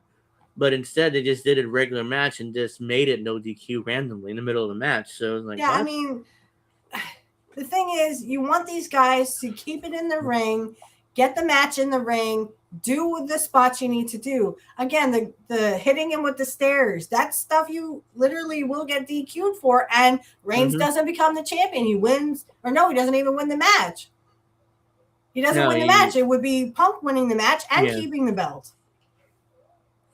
Yeah, this match was...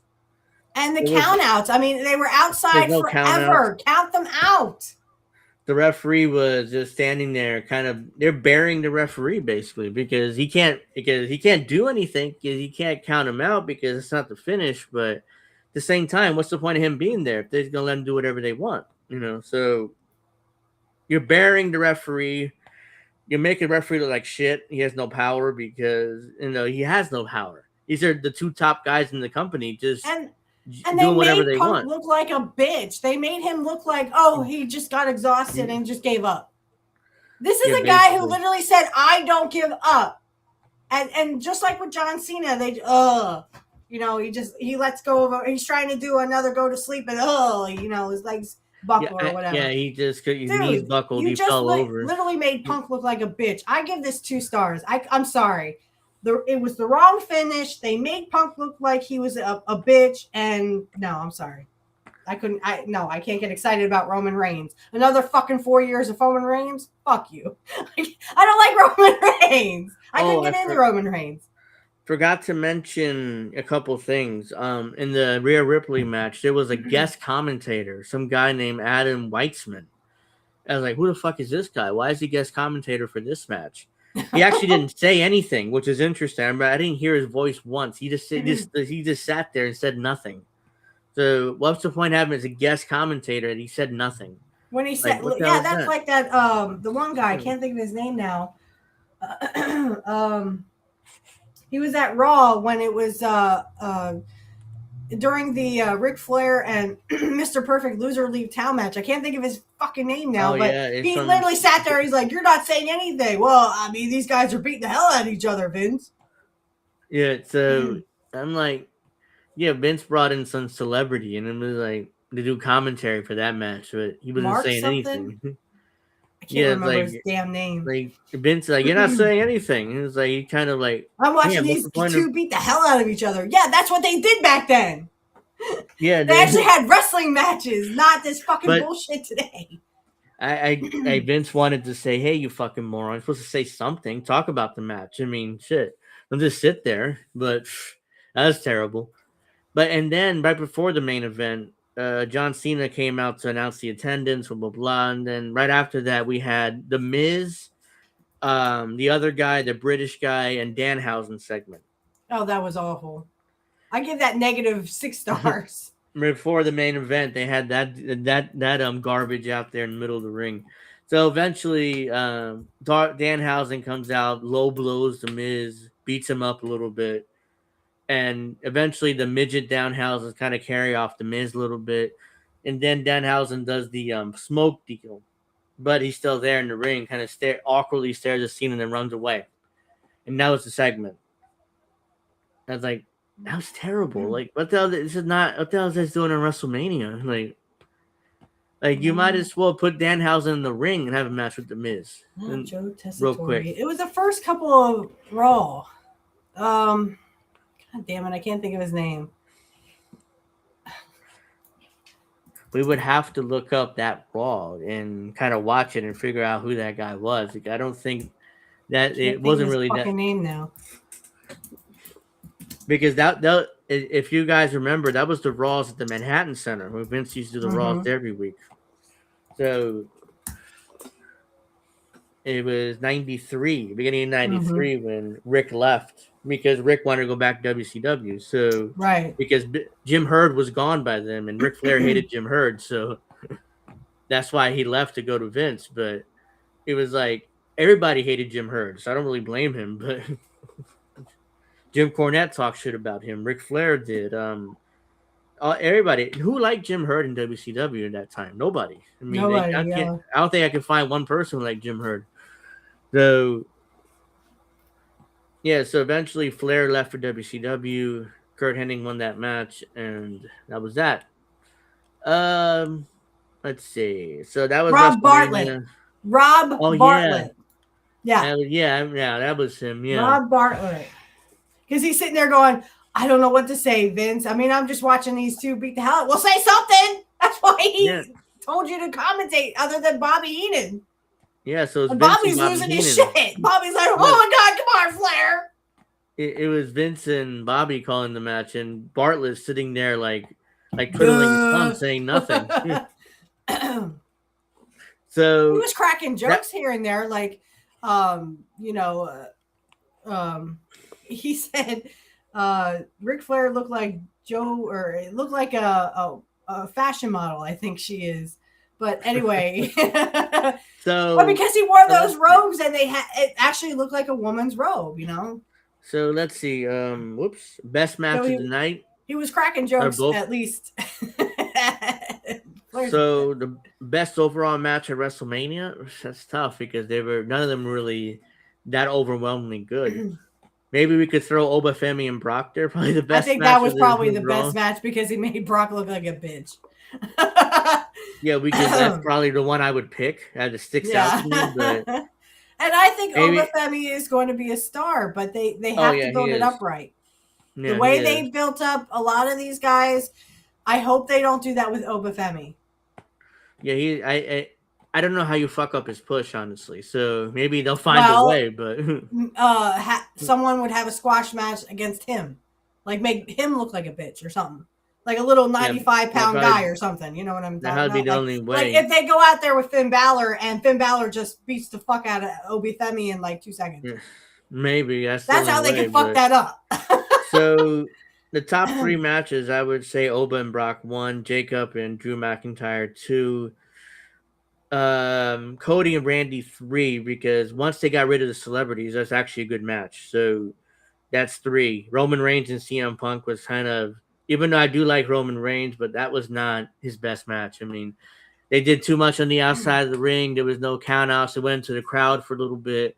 They barely spent any time in the ring. It's like, what are you guys doing? It's the main event. This is the match everybody wanted to see, and you guys are not wrestling. You guys are just, it's like an AEW match, basically. Yeah, it's not good.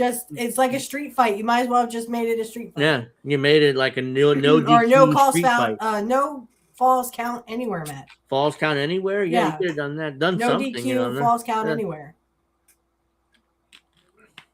Yeah, so those are my top 3 This wasn't like a Mick matches. Foley Rock match. This wasn't Stone Cold Undertaker. This wasn't Stone Cold Rock. It wasn't Stone Cold anybody. It was just literal. It was just. You know what would have been better? An I quit match. Yeah, an I quit match, or because Punk said at one point, "I never quit."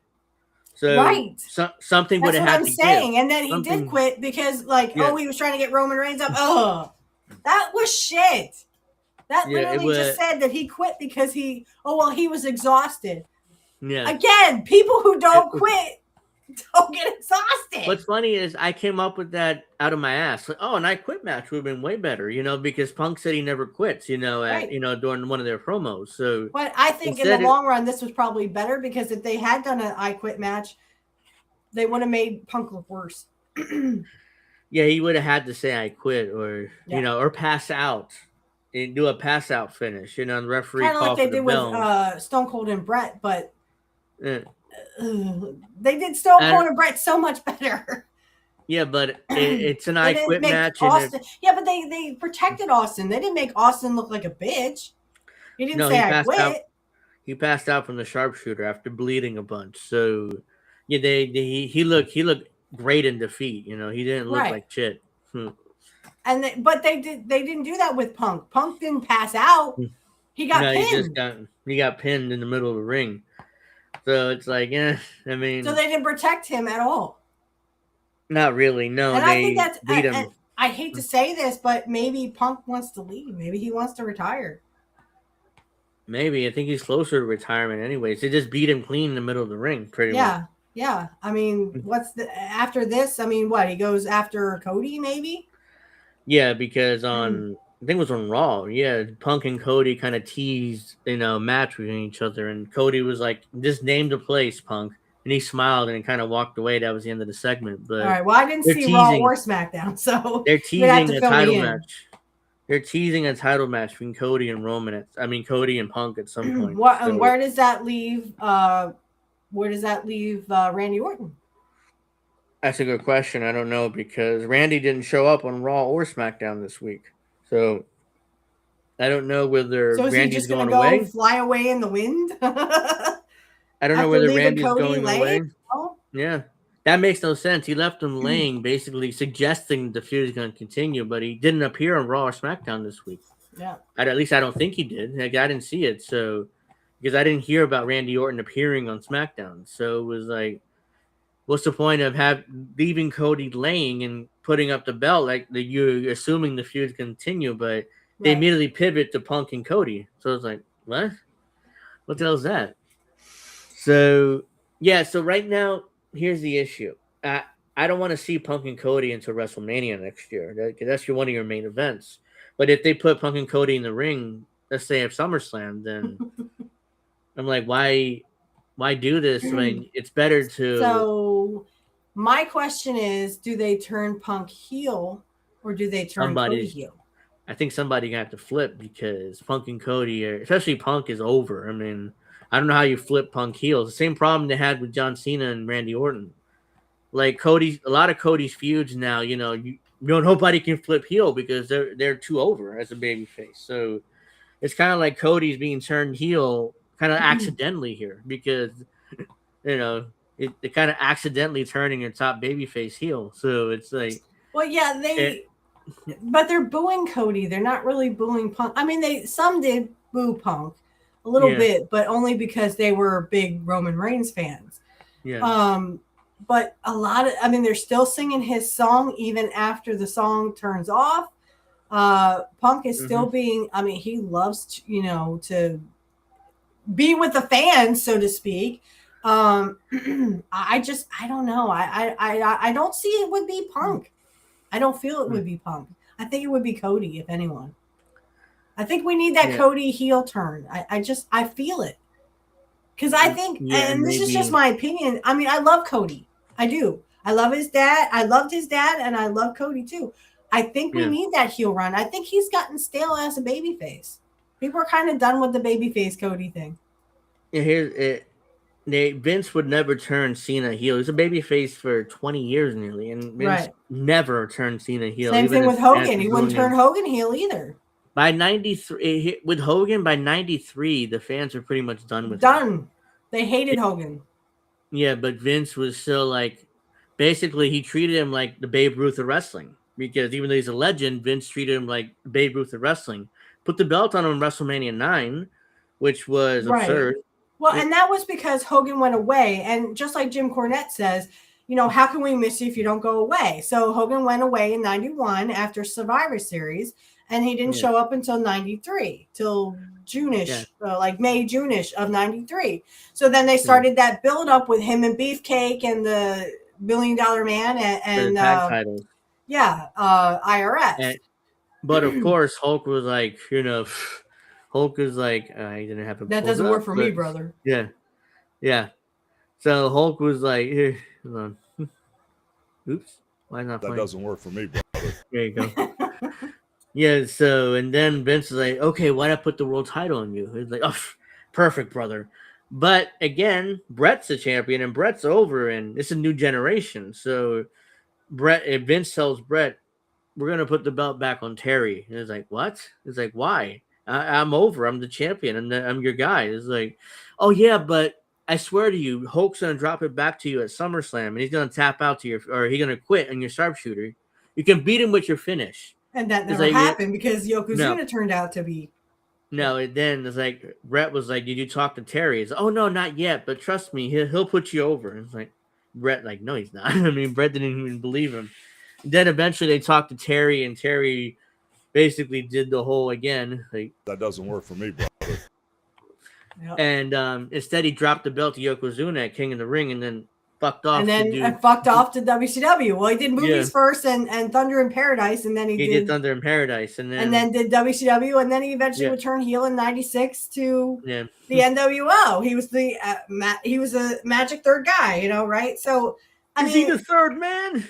but even Vince didn't want to turn. He did not want to turn Hogan. Now they did the good thing of Hogan went away after Survivor Series. How can we miss you if you don't go away, right? And then he came back to some fanfare, but again, once that fanfare had died down and Yokozuna became the champion again, Hogan was done. So even if Terry convinced Vince McMahon that he was going to stay in WWF and blah blah blah, the fans didn't want to see Terry anymore. What are you gonna imagine if Hulk stayed past King of the Ring '93? What do you do with him? Like, is he gonna be that legend, you know, that shows up every once in a while and beats a heel, or what are you gonna do with him? 93, 94, Brett became champion again. 95, I mean, at that point it was Vince was going smaller, more athletic, like the Bret Harts and the Shawn Michaels. Well, yes and no. The Razor Ramones. In '94. Vince made the mistake of trying to turn Lex Luger into Hogan 2.0. Yeah. Because Hogan was out doing Hollywood. Yeah, he was out in doing Thunder in Paradise in '94. So no one really had him, but then I guess Hogan must have caught wind of, you know, well, he has Lex Luger, even though everybody hated the Lex Luger thing, the Lex Express. I just reposted the interview that Kurt did on the Heartbreak Hotel with Shawn Michaels. Mm-hmm. I just reposted that for everyone to see if you want to see it on my X, where he goes, you're just mad because I wasn't a Yankee Doodle dandy. I just love how he says that. I'm like, yeah, fuck Lex Luger. I don't want to get on the Lex Express. Fuck him. Yeah, so I would believe Kurt was, because Kurt was from Minnesota. He was like, you know, the Midwest boy, you know, the boy next door. He was perfect. Yeah, so I would believe that more than I would believe Lex Luger. Yeah, Lex had heat with the guys because Vince gave him the Lex Express. He traveled in that, and everybody had traveled in shitty rental cars and stuff. Rental cars, right. Yeah, Lex wasn't over. He got this fucking bus, air-conditioned bus in the summer. Not only that, but he got a big push too. Yeah.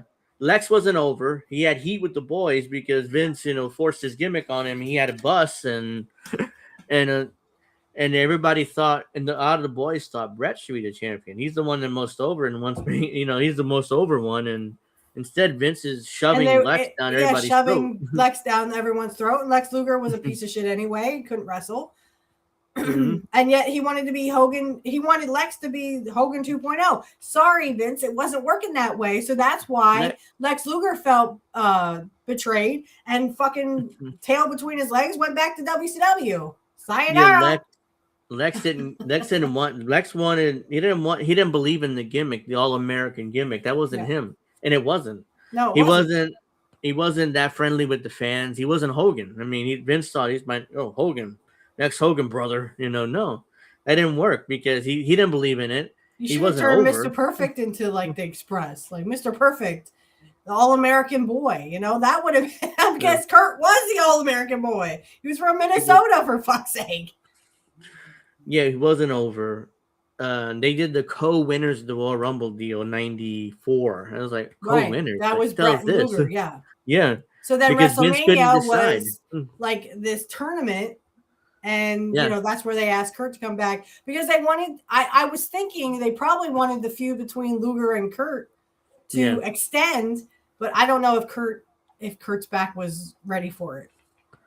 Yeah. So Kurt was a special referee, wasn't he? And he screwed Luger.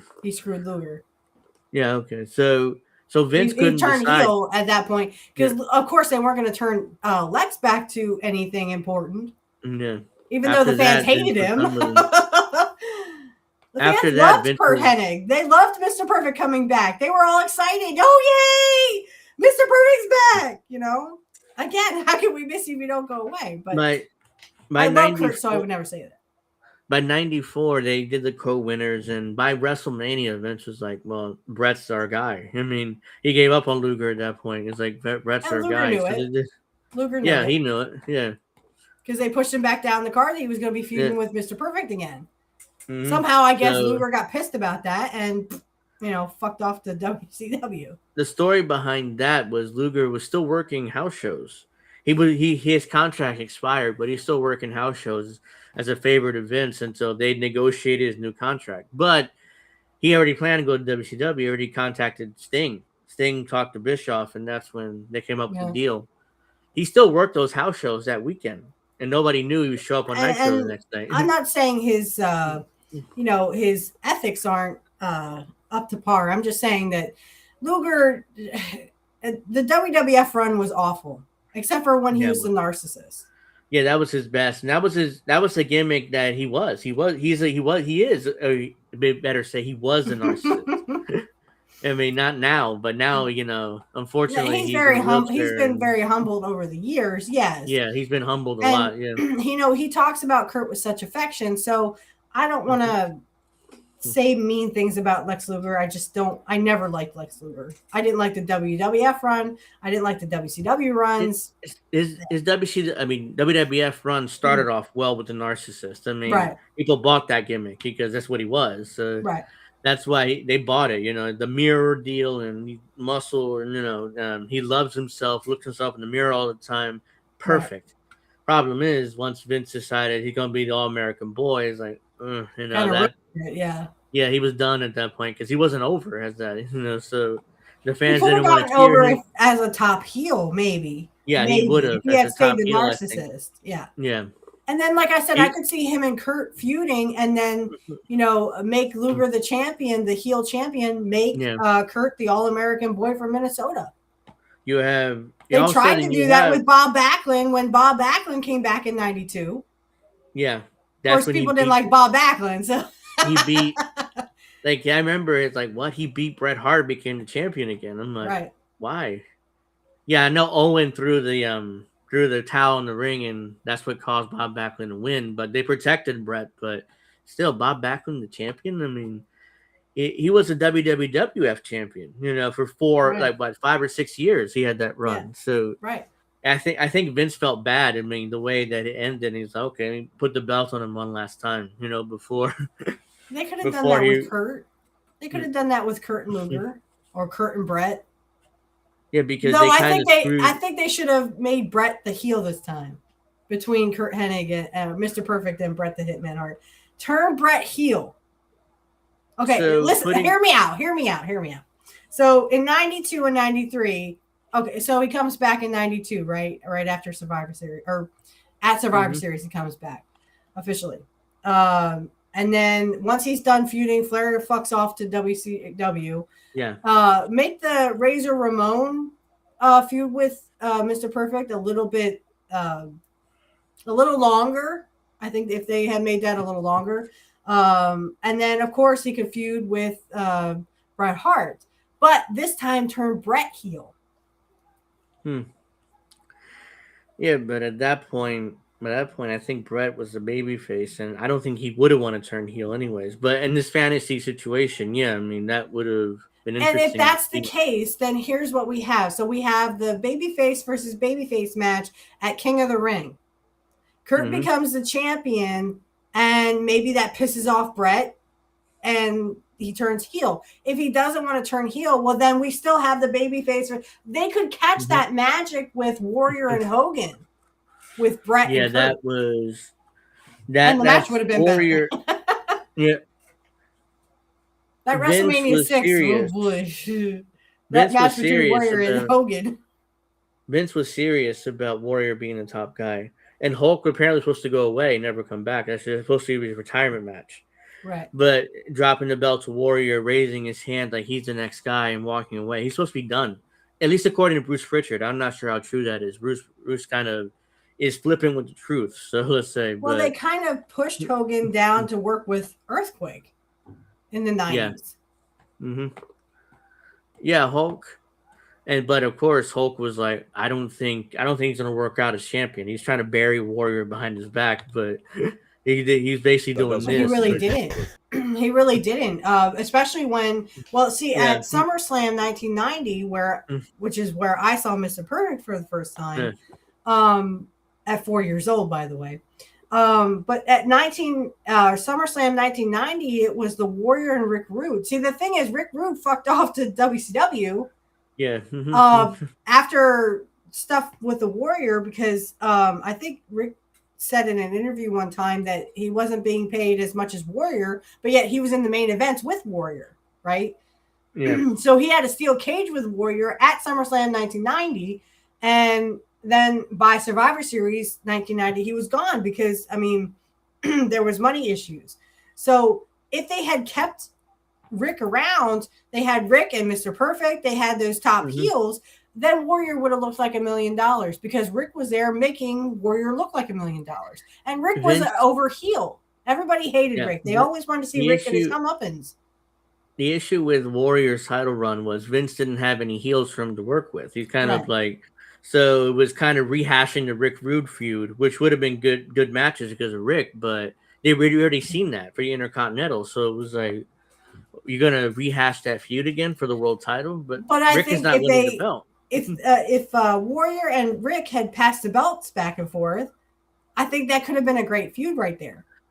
It would have been, but back in those days, you don't flip the belt like that back and forth. So in the late 80s, and then they 90s, kind of rekindled that, and they brought Sergeant Slaughter back. You see, so because Rick Rude left, they actually brought Slaughter back, and then Slaughter became the Iraqi sympathizer. Yeah. And he beat Warrior Royal Rumble 91, which was not supposed to happen. Yeah.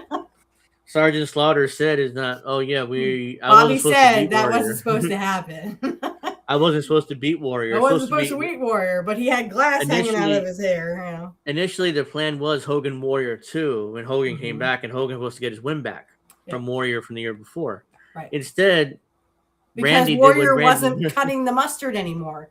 He didn't have Rick Rude. He didn't have a heel. Though I think they could have elevated Kurt. The thing is, the fans liked Kurt. They liked Mr. Perfect. They thought Mr. Perfect was cool. Okay. Yeah, he was. And he would, and like I said, I just found this out recently that it was actually Warrior who took out the perfect record. Yeah. Though he did it at a house show and Coliseum video. Yeah, that didn't see the time of day unless you bought the tape. So so if you didn't buy the tape, you didn't see it pretty much. So yeah, we didn't know. I didn't know that Warrior had actually taken out the perfect record before Beefcake did, actually at WrestleMania 6. I can't believe because I can't believe they let Warrior do that. Fucking Warrior. Look, but the issue with Warrior apparently pissed off Macho Man to the point where he just nailed him with a step there, knocked him out. Well, that's because he broke Randy's arm or wrist. He broke his wrist. Warrior broke Randy's wrist. And the one thing you didn't do, especially back in those days, was piss off, because he's gonna stiff you, and like he did to Hogan when he and right before WrestleMania 9, Hogan had that black eye, and it's like everybody thinks to this day Randy punched him in the face because he thought he was. Jim Cornette swears up and down. Jim Cornette swears up and down, and there's actually an interview. On WWE Radio, I think you showed it to me. Well, I actually listened to the whole episode. Yeah, I showed it here. He talks about how disappointed he was in Hogan for lying on the Arsenio Hall show. And Macho goes into, I didn't know where Liz was. He was lying to me about where Liz was, and all of a sudden Liz shows up one day and says, "I want a divorce." And he actually, kudos to Randy for talking about this on a WWE podcast, which was their own personal business. But kudos to Randy for talking about that. But you talk about heart-wrenching. I wanted to cry. The WWF radio, nobody listened to. So it was kind of like great people listened to it. So it was kind of like JR was hosting it. You can say whatever you want, probably. Nobody JR listened to it. And I think, was it Raven? And Johnny Polo, aka Johnny Raven. Polo, yeah. Yeah. Because Johnny Polo's like sucking up to him. He's like, "Oh, I was always your fan." He's like, "Shut up." Shut up, Johnny. Yeah, Randy's like, shut up. You better Yeah, shut this your is mouth right now. so nobody listened to WWF radio at the time, so it was more. Those episodes disappeared. I mean, they're still in the vault, I'm sure, but Right. it'd be kind of cool if they put them back on the website or somewhere, like pull them out the archives, because I just searched it on nobody YouTube, listened to and it. they had the whole fucking episode down. Like, holy Yeah. shit!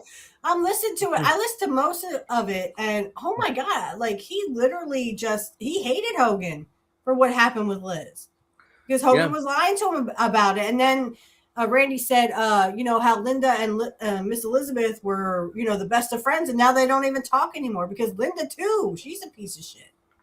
Yeah. So it was nobody listened to WWF radio, so it was more like you say whatever you want. Nobody cares. I mean, I really feel bad for him. Yeah. And that's what happened when Jim Cornette started doing those shoot promos on Raw. It happened because an episode of Bite This. Nobody listened to it because it was like one of the first internet shows that Vince did as an experiment in 96, 97.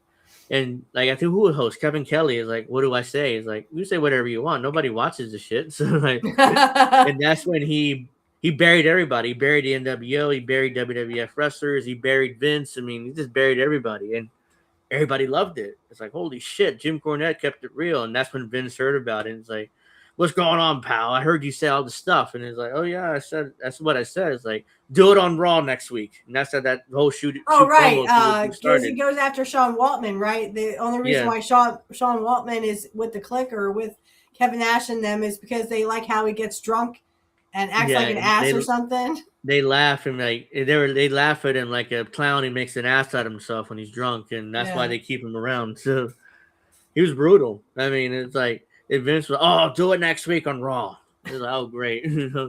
Everybody like. But I mean, Jim swears up and down. He's like, I thought everybody knew this, that Randy punched Hogan in the eye for payback for Liz. Most people bought the WWF propaganda, which he got hit with a jet ski allegedly in his eye. So yeah, because even Ed was pushing it. Beefcake was pushing it. He's like, oh yeah, it came up and slapped him in the eye. I'm like, I'm surprised his eye isn't gone. To this day, at Beefcake, they said, tell us the story he tells. Like, oh yeah, Hogan got hit with a jet ski in his eye. He came up and hit him in the eye. Then how does he still have an eye? Jet skis are pretty powerful. They're pretty, they're like a couple thousand pounds. If Beefcake knows that Randy punched Hogan, he's not going to say anything. So it's and even in the memory of Hogan, and Hogan is no longer with us, and Randy's no longer with us. So anyone who's talking about it ain't talking about it. No, unless you got an Ouija board. Unfortunately, everybody's gone at this point. But pretty much the consensus today is that Randy punched Hogan in the face. Well, and here's the funny part. I don't even think before Hogan went that him and Beefcake had a falling out, didn't they? Yeah, I think so. I mean, Hulk and Beefcake did have kind of falling out for. So they weren't even best of friends anymore. Yeah, so the only one who. And by the way, Ric Flair, if I can just say real fast, Ric Flair has turned into the Hulk Hogan. He's making up stories that don't make any fucking sense, just like Hogan would. Flair. Yeah, but Flair is just drunk and making an ass out of himself. Hulk would make shit up, all the time, but he wasn't drunk. He didn't make an ass out of himself. He just lied his ass off. That's all. Well, I mean, whether it's sober or drunk, they're still lying. Yeah. Hulk lied his ass off. Flair needs an AA meeting. Oh yeah, and what about that infamous one where Hulk claimed he worked 400 days in 1 year because of the excuse of going to Japan and coming back? Or the That's one ridiculous. where Harley Race apparently set the ring on fire. He set the ring on fire. And asked Hogan for a job. Hogan's not the promoter. Yeah, it's like, no, he would go to Vince if he wanted a job. And he would do that a couple of years after that incident. So, and that's when he became King Harley Race in WWF. So, right. And him and Vince had history. Vince wanted him to leave for WWF with the NWA World Title, not drop it to Flair, which was a whole passing the torch thing. But Harley said no, and him and Vince got into a fight in the bathroom. It didn't go well for Vince. He got his ass whipped by Harley. Now, I think it is true that Harley actually carried a gun. Yes, that is probably true. Yeah. I don't know. I didn't know Harley Race personally, but I mean, Well, everybody said he did. everyone said he did, but setting the ring on fire and then asking Hogan for a job? So this basically it was true that Harley showed up at the arena pissed off because they're running his town. Right. So and he showed up with a gun looking for Hogan. But he never went into the building. He stayed out there for a while and left because Hogan stayed in the building, was scared. So Right, like a little pussy that he is. That he knew Harley carried a gun and he probably was drunk. So that's why like for me, I'm not going out there, brother. Like and he left Harley left eventually, but I mean, Hogan, the only thing Hogan had for him was he really wasn't a drunk. Like Ric Flair was a drunk. yeah. I mean, Ric Flair would literally get so drunk he doesn't remember what he did the next day. Yeah. And then blame other people for it. Oh, well, I lost my wallet because of Kurt. Go fuck yourself, dude. You need an AA. He played. Kurt roofied me in the plane ride from hell. It's like if he roofied you, you'd be knocked out. You wouldn't have shown your dick. Knocked to out. everybody. Ever hear of a date break drug? Hello. Yeah, you wouldn't be showing your dick to the boys and sexually harassing women in the plane. So no, he didn't roofie you. No.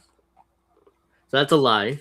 And I think it goes back to like if Ric Flair tarnishes his legacy, he has to tarnish everybody else. Well, you're not going to do that to Kurt Hennig. Kurt Hennig was a great person. He was the greatest wrestler to ever live. He was a great guy, and he was a great father. So go fuck yourself, Flair.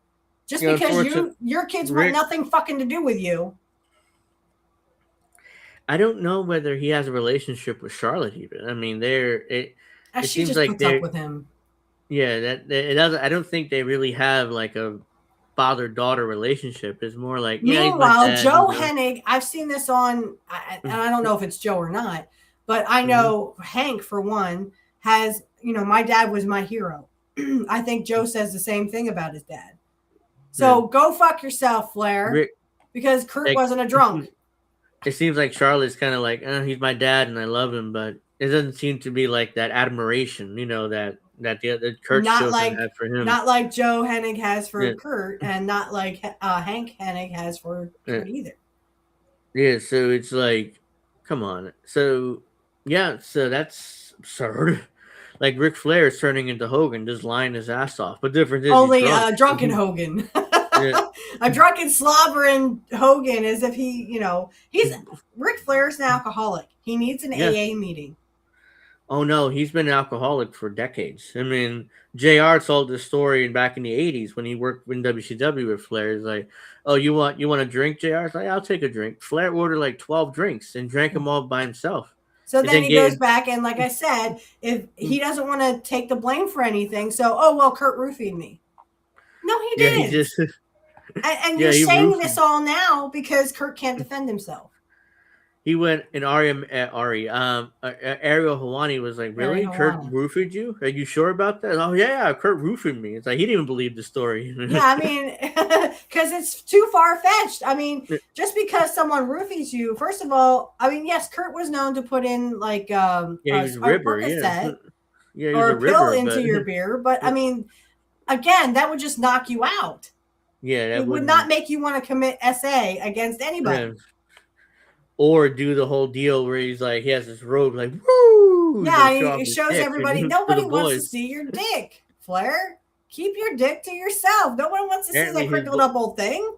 No, so the boys apparently popped for it, thought it was hilarious, but Flair was drunk and making an ass out of himself. So that's why they were popping and laughing.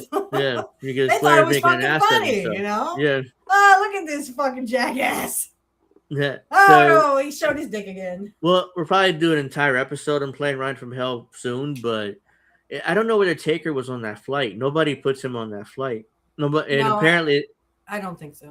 If Taker would have been there, there's no way none of this shit would have happened, probably, because he's like the locker room leader at that point. Like I said on my show, Kurt got punished because he had a fight with Brock Lesnar. Mm-hmm. But he didn't commit SA.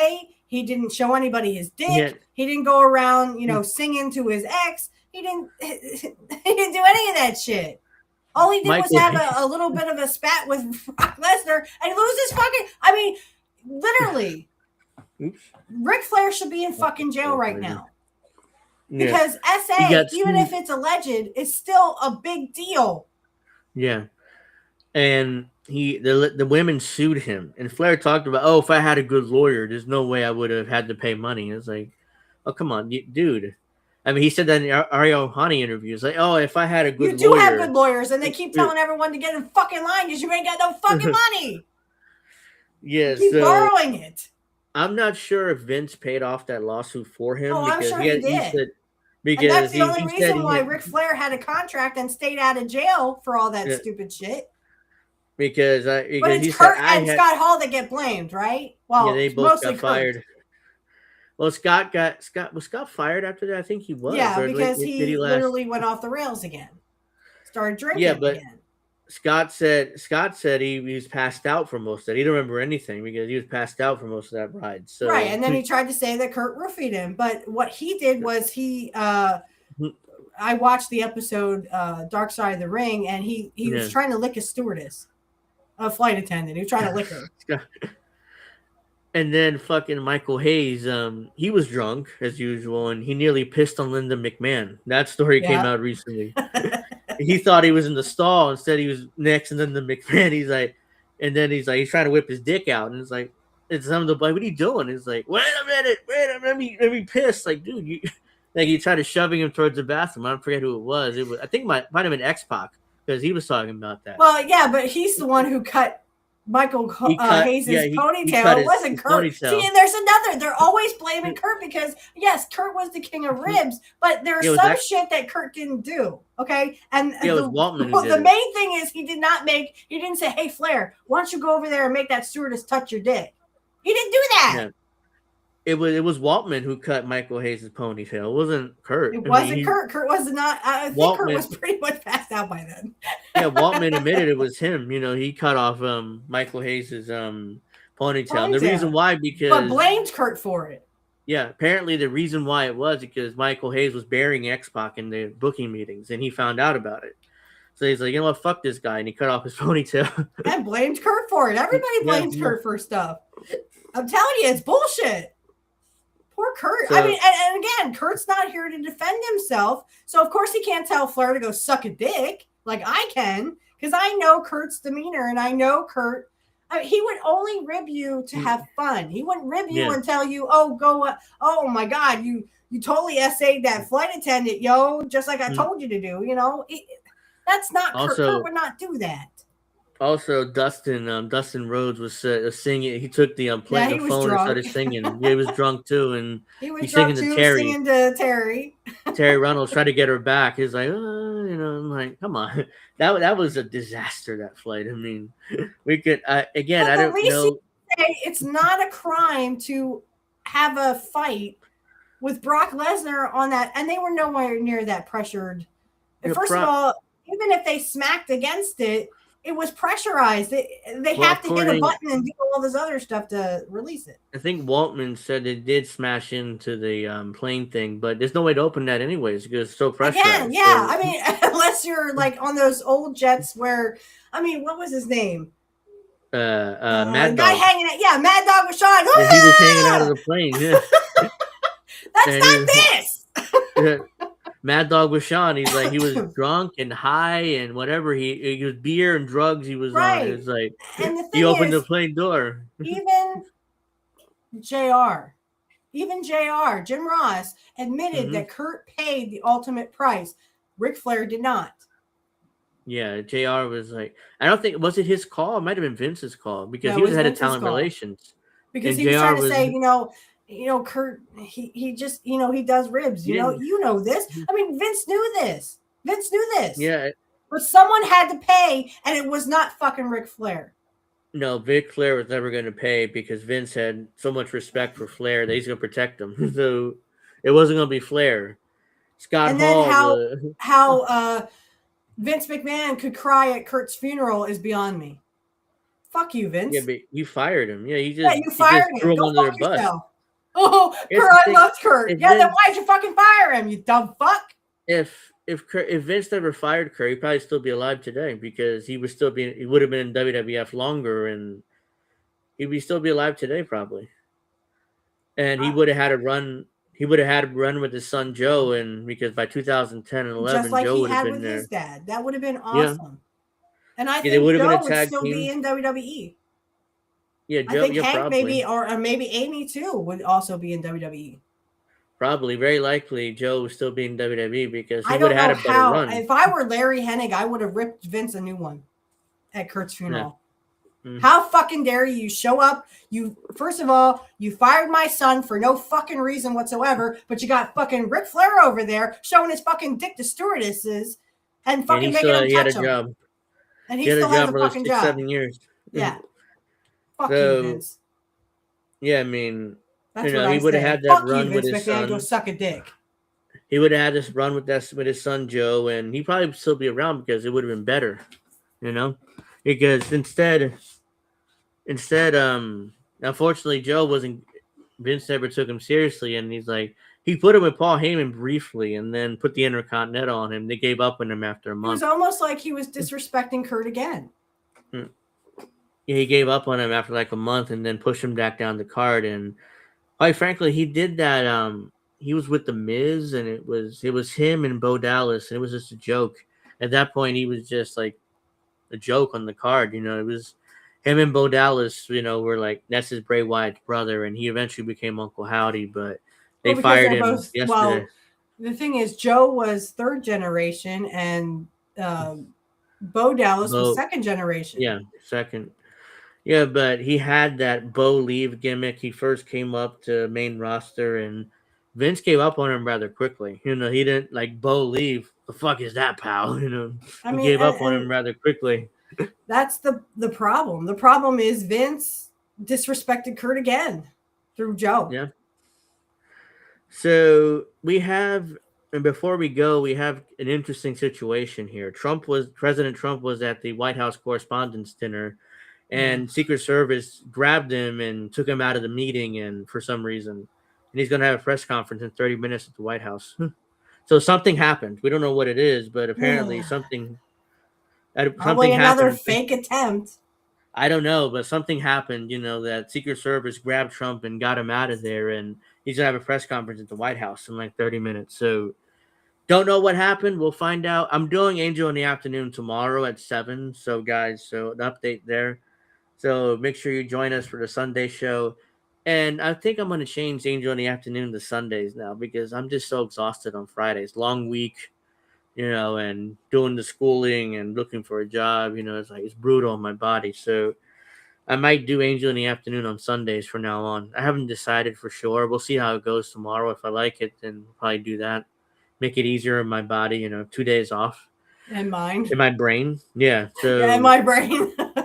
So if you're able to join tomorrow at 7, I mean, we'll work it out for sure. But a lot to talk about. So now this going on with Trump, I'm not sure you're able to join or not, but I may have to leave at 8 o'clock because I have to put my son to bed, but I will definitely try. Okay. So yeah, if you need to go and you want to come back, that's fine. If you can, that's fine too. But yeah, I mean, apparently there's something breaking going on. I'm not sure if there was a fake attack or something happened. We'll find out. I just saw someone go live. I don't know who that was. It might have been Kit. Did Kit go people live? are going. It could have been because this just happened. So if he's live now, I wouldn't be surprised. So anybody know if Kit went live? I think Kit went live. So President Trump has been safely evacuated from the White House Correspondents' Center. You can hear shots ring out in this video. A shooter opened fire in the lobby. A shooter is dead. Leftist violence must end. This is a right-winger Trump supporter, but yeah, apparently there were shots fired at the White House Correspondents' Center, and that's why this happened. And the president's having a press conference in 30 minutes, so. Another fake. I said on Kit's show, another fake storyline attack. Yeah, Democrats are saying stop staging fake assassination attempts. Like they're, it's like, dude. I mean, you partisan hacks. I mean, it probably is fake, but still, I mean, you assholes should be the last people talking about fake attacks. So yeah, so breaking news there. We'll talk about it tomorrow on the show. Get more information, but. Make sure you like and subscribe on this show. Check us out next Saturday for Pro Wrestling Talk. We could probably do a Montreal Screwjob episode. Yeah, I'd like that. Yeah, and talk about that. Even though I promised Alex to do clips next week, but if we do that next week, then we probably won't do clips again because we can talk about that for hours. So yeah, so we'll see how that turns out. I mean, I promised Alex we'll definitely do clips next week, but so yeah, so we're gonna. You went away there for a second. I'm like, oh no, I'm by myself. My connection probably dropped real quick. All right, so I'll see you guys tomorrow night for Angel in the afternoon. Have a nice night, and remember, fuck Vince McMahon and Ric Flair.